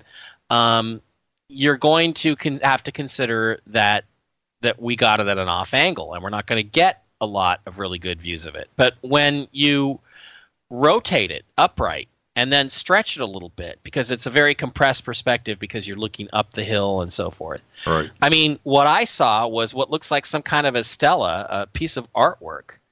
And you can see that that's the lighter area there. And then it looks to me like it looks like the face of a bearded man with some sort of crown, and you can see his shoulders, and he's wearing a dark robe, and then there's a light shirt underneath it. You can even see the rim of his shirt, like a t-shirt, and it looks to me like the image of a man, and frankly it reminds me a little bit of the Shroud of Turin or Jesus. And I mean that's what I saw when I looked at it. And normally I would say, okay, I'm just seeing things here, but once you decide there's a 1,500 meter wide, 1.5 mile wide face on Mars, everything's on the table, Jimmy. Mm-hmm. And as I looked at this thing, I was like, wow, this looks like a dude. And it looks like a bearded guy in some sort of robe with a crown on. And don't you think that's what it looks like? I mean, I'm really... The first crack at this, first off, it is definitely a full figure. You can see the arms, you can see the shirt, you can see the white shirt. Looks like he's possibly got a black jacket on. Now, this is before enhancement, but 2 legs all the way down. You see his shins, you can see his thighs. Now this is the raw image. I haven't gone further into these slides. I wanted to save this for the end of the show tonight. But yes, eyes, nose, mouth, neck, turning, shoulders, the collar of the shirt, the arm, all of that is very apparent, but it's also framed. Right? There's an area that he has been created in. Yeah, it's like this looks almost like a relief, like it's dug into the ground or lifted or up off the ground. Yes. And that's the frame. That's the archway or something. And again, if you were approaching this from the bottom, looking up at this thing, or walking up to it, he would be laying on the ground in front of you. This would be what it would look like. It's stretched and stuff, but that's what it would look like. Now, how big? Again, this is hard to tell, but I would say 10 feet at least, given the scale and distance from the rover. So this is it's like a wall mural you'd see in a church or something of Jesus or some other king or significant religious figure or political figure. Okay, so now let's go to slide 2, which is a composite. Rita's already got it up. Let me retweet it. It's a composite of 4 different enhancements of the same area. Yeah. Okay, so one looks like the original. Okay, so take us through these. Well, the first one is the original. It's the same one we just looked at, a smaller version of it. To the right of it is one where I did the enhancements on these. One is where I reduced the mid-range contrast a little bit and tried to see if there was, if things disappeared under certain conditions, and they really didn't. The image persisted. Right. The one on the left is a little bit colorized, and it's got some more contrast in it. And, again, I think the features, at least the upper torso, at least from the belt line up, it certainly looks like a human figure, a human face, a crown on the head. And again, Jimmy, I would be able to buy into we're just seeing things here if it wasn't for the freaking crown on his head. And there's no question that's what it's supposed to represent. And this is, I don't have any doubts, this is a piece of art like the Nazca lines or something drawn into the sands or carved into the rock on Mars. The one on the right, again, is another contrast version of it, just playing around with different settings and filters in Photoshop, trying to bring out the detail. When I first looked at it, the first image, I thought the face was looking to the right. Mm-hmm. Okay? To his right or our right? Our right. Okay. Now that I see what's going on here, because the crown would have been out of proportion and facing in the wrong direction. Okay? Mm-hmm. Now that I look at this, you're absolutely right. The face is in the right direction. The head is in the right proportion. The crown if you look at the way his shoulders are turned, like the left shoulder I thought he was is forward, and then the right shoulder is back. The facial perspective and the eye line is exactly. God, this is trippy. This is really trippy. It looks like a portrait that somebody reproduced, or maybe it is a portrait that was made of some material that somehow survived. Maybe it's a 3D printed portrait of some god or king or Jesus or something that has been buried for years, and now the sands have drifted away, and we're getting to look at it. Now, wearing a tuxedo, no less. No, I think it's a robe. I think it's it looks like it could be a blazer with a t-shirt underneath, dark blazer, white shirt. Kind of the Mike Bara look there. In fact, I think the whole thing a little bit Bara. You think he's got a beard going? I don't know. Yeah, he's the skinny version. But you know what's really weird? I mean, it's trippy how the proportions are so perfect here, from his head down to his legs. But is that some kind of star on his shoulder? What's going on there on his lapel? I didn't ever even really notice that. I hate you. Wow. Yeah. You know what? It might be. It's there in every image. It is there. I had never even noticed that on his shoulder, his left shoulder. Yeah, it looks like a 5-pointed star on his lapel. Yeah, or his shoulder anyway. Wow. Maybe it's a rose in his tuxedo chest pocket. Yeah, I don't think so, because it's a little high for It's a little high. Wow, that's trippy, man. I'd never noticed that up to this point. But if you look at it in its totality, right, with the crown and the face, his shoulders, the jacket, that little star emblem, which is pretty trippy. Looks like his arm is bent and holding something. Yeah, like maybe he's got his hands together in front of him or something. Right. With his bent at the elbow, Man, that is a trippy image. Oh, and it also, if you notice, it kind of gets blurry. There's a line kind of across right about the waistline or the belt line where the arms are like, it almost looks like there's something covering the image behind it. Almost like it would look if there were ice, like a sheet of ice that came up to that sharp edge there, and below that was the sculpture or the painting or whatever that was sort of showing through. That's kind of, to me, what it looks like. Man, I'm tripping on this. This is pretty trippy. This is the way to close out the show. This is really cool. Really cool. And once, that I've seen the enhanced versions of it, going back to the original, That's exactly what it is. I have no problems with this. I have none. I have zero issues. That is a trippy shot. Yeah, and then one of the things that Martine suggested that I do with it is to invert it, and then there's another shot. I just put it up on Twitter under the F2B hashtag, which hopefully will show up in a sec. And I inverted the color and made, in other words, white became black and black became white, or gray became the opposite gray. Right. And you can flip it too, and it just continues to persist under these different conditions. Wow. Yeah, reversing it is pretty whack. Yeah, I flipped and rotated it too as well. That's what I'm sitting here doing. Pretty trippy. Okay, let's go to the next one, which is slide 3. Okay, what is slide 3? Is that part of the composite of 4? Yeah, let me go back again. Slide 3. Slide 3 is just what it looks like before I widened it out. In other words, it's narrow because again, it's a perspective shot, right? So you're looking from in this image, you're looking at it from the right-hand side or east. Okay, so this is what it looked like before I stretched it to normal proportions. But I think that it's legitimate to do the stretching because of the fact that you have a compressed viewing perspective from which the image was taken. So, to me, I don't have a problem with that in terms of the ethics of no, not at all.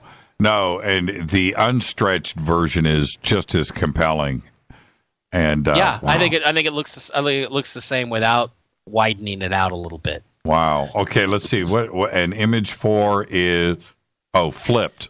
Okay. Image 4 is flipped and inverted in terms of the color of the grayscale, and it looks different there. It almost looks like there's a different face. Right. Behind you. See, that looks like, and again, to me, that kind of looks like Jesus.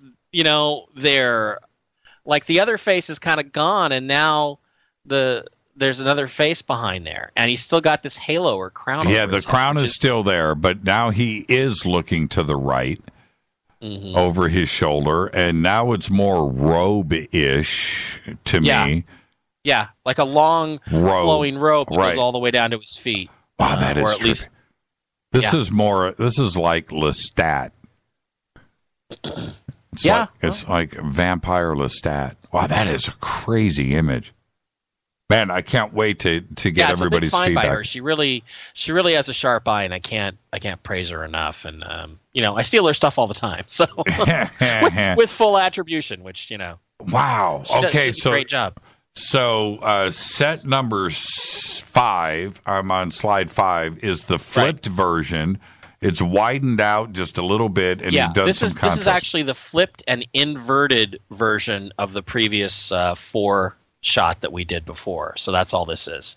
Man, that looks like you're walking through a mausoleum in New Orleans, and you just look at a gravestone, and you look at something crazy. Yeah, it actually is a big block. It could actually be like a 10-foot. It would be like a 10-foot gravestone. It would be like a very tall gravestone with a painting or an image or a relief of the deceased person on it. Man, which like as if you were honoring this person with some kind of exquisite temple. Oh man, this is what nightmares are made of. This is a crazy image. That is nuts. To me, it shatters, my concepts of this whole thing. It's like, again, given everything else I've seen on Mars, I can't really refute it or say it's just you're just seeing things. My assumption is you're not seeing things. So if you're not seeing things, what the F is this? What's it doing there? What's it trying to convey? And it's framed. It's framed. It's 3D. It's got the total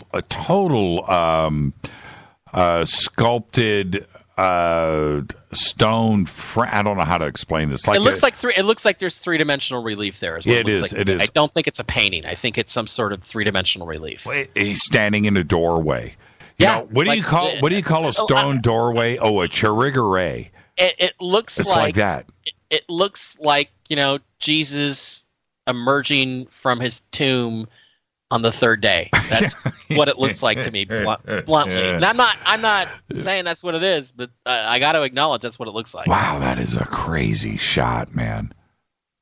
That is nuts. Okay, let me look at the last one before we get out of time here. Slide number 6. Oh, man, dude, this is what nightmares are made out of, man. The last one is just it's just kind of a more faded, less contrasty version of it. Yeah, a scarier version. Yeah. I'm sorry. Did I frighten your inner child, Jimmy? That is nuts. Or this Martine is awesome. Frighten your inner child more accurately? Man, Martine is off the hook. Yeah. What talent. All right. So what's up next for you? Is it Contact in the Desert? Is that your next show? Yeah, actually, I have the New Living Expo in San Francisco at the end of April, which is a great a great little thing to do. It's got a lot of hippies and channelers and new agers. I'll be hanging out with my buddies Gail Thackeray there and some other people. And I think David Wilcock's going this year. He didn't go last year, but we went last year. Yeah, and you were there last year. I forgot. It's always a blast to hang in the bar with David Wilcock because he's such a heavy drinker. Yeah, that's a pretty good bar at the SLS. And then Contact in the Desert, the big one, the one we all look forward to in the middle of May. And I think that you can still get tickets for it. It's the biggest, the best, the most impressive lineup of speakers there. Everybody who's important in our community and what we do is going to be there, including Jimmy Church. Well, so. Jacques Vallée is going to be there this year. I know, Jacques Vallée. I get to be on a panel with him. How cool is that, man? Yeah. Mr. Lacombe. I get to sit next. I'm going to try to sit next to him and say, "Hey, dude, how's it going?" But he's an alien. Yeah, don't know. He's an alien. I don't know. But look, if we can't draw aliens in to this conference with all the UFO alien vibe we've got going at that thing, I don't know. Man, last year you saw it yourself. You were at the party. I saw something. I saw some interesting stuff. Yeah. It was really funny for me to argue when you looked at me and you go, "Church, we're next to a Marine base. What do you think you saw last night?" And Dolan, and then boom, half hour later, you and I with the night vision with Dolan, and there it was, right in the sky. Mm-hmm. Yeah. Well, there was the one thing that was blinking very slowly, which no strobe on any commercial or military aircraft does. No. If you have a strobe on, it goes fast. Okay? It does not go slow. It's so funny. I don't know what the heck that was. But it was flying in a straight line like it was an airplane. But, I don't know, Jimmy. It just didn't look right. It was so funny to have Mike Bara, Mr. Boeing, to say to me as he's looking through the night vision, "I don't know, Church, but that ain't an airplane." It made my night. It made my year. Thank you so much, Mike. And we'll be seeing you soon. Of course, Contact in the Desert, always a great time. And I can't wait to see you again, my brother. Thank you so much. Give my best to you and your lovely wife and that new puppy that you're going to keep. No, no. I'll talk to you, Mike. Thank you, and I hope she didn't hear that. I'll talk to you soon. Good night. Mike Bara, everybody, thank you so much. What a great show tonight. I love shows like this where we can just go through, look at the evidence together, try to figure out what the heck is really going on. But I got to tell you, that last set, slide 1 through 6, that's some pretty amazing stuff. I don't know, man. I don't know. There's something going on Mars, and like I said, that ain't natural. It's just not. Mike Bara, the very best. Thank you. Fade to Black's executive producers, Rita Kamarian. Show is produced by Hilton J. Palm. Mark D. Kovar, LJ3, Renee, Jonas. Thank you, Dennis. Thank you, Bob. Announcers are Steve Harder, Gene Vito, and Mark D. Kovar. Fady by Dale. Webmaster is Drew, the Geek. Music, Doug Aldrich. Intro, Spaceboy, spaceboymusic.com. Fade to Black is produced by KJCR for the Game Changer Network, and syndication is KGRA The Planet. Thank you, Mike Bara. And this broadcast is owned and copyrighted 2017 by Fade to Black and the Game Changer Network. It cannot be rebroadcast, downloaded, copied, or used anywhere in the known universe without written permission from Fade to Black or the Game Changer Network. I'm your host, Jimmy Church. Follow me on Twitter at JChurchRadio. Until tomorrow night, Fader Night with John Rappaport. I want everybody to be safe. Go Beckley Tepe.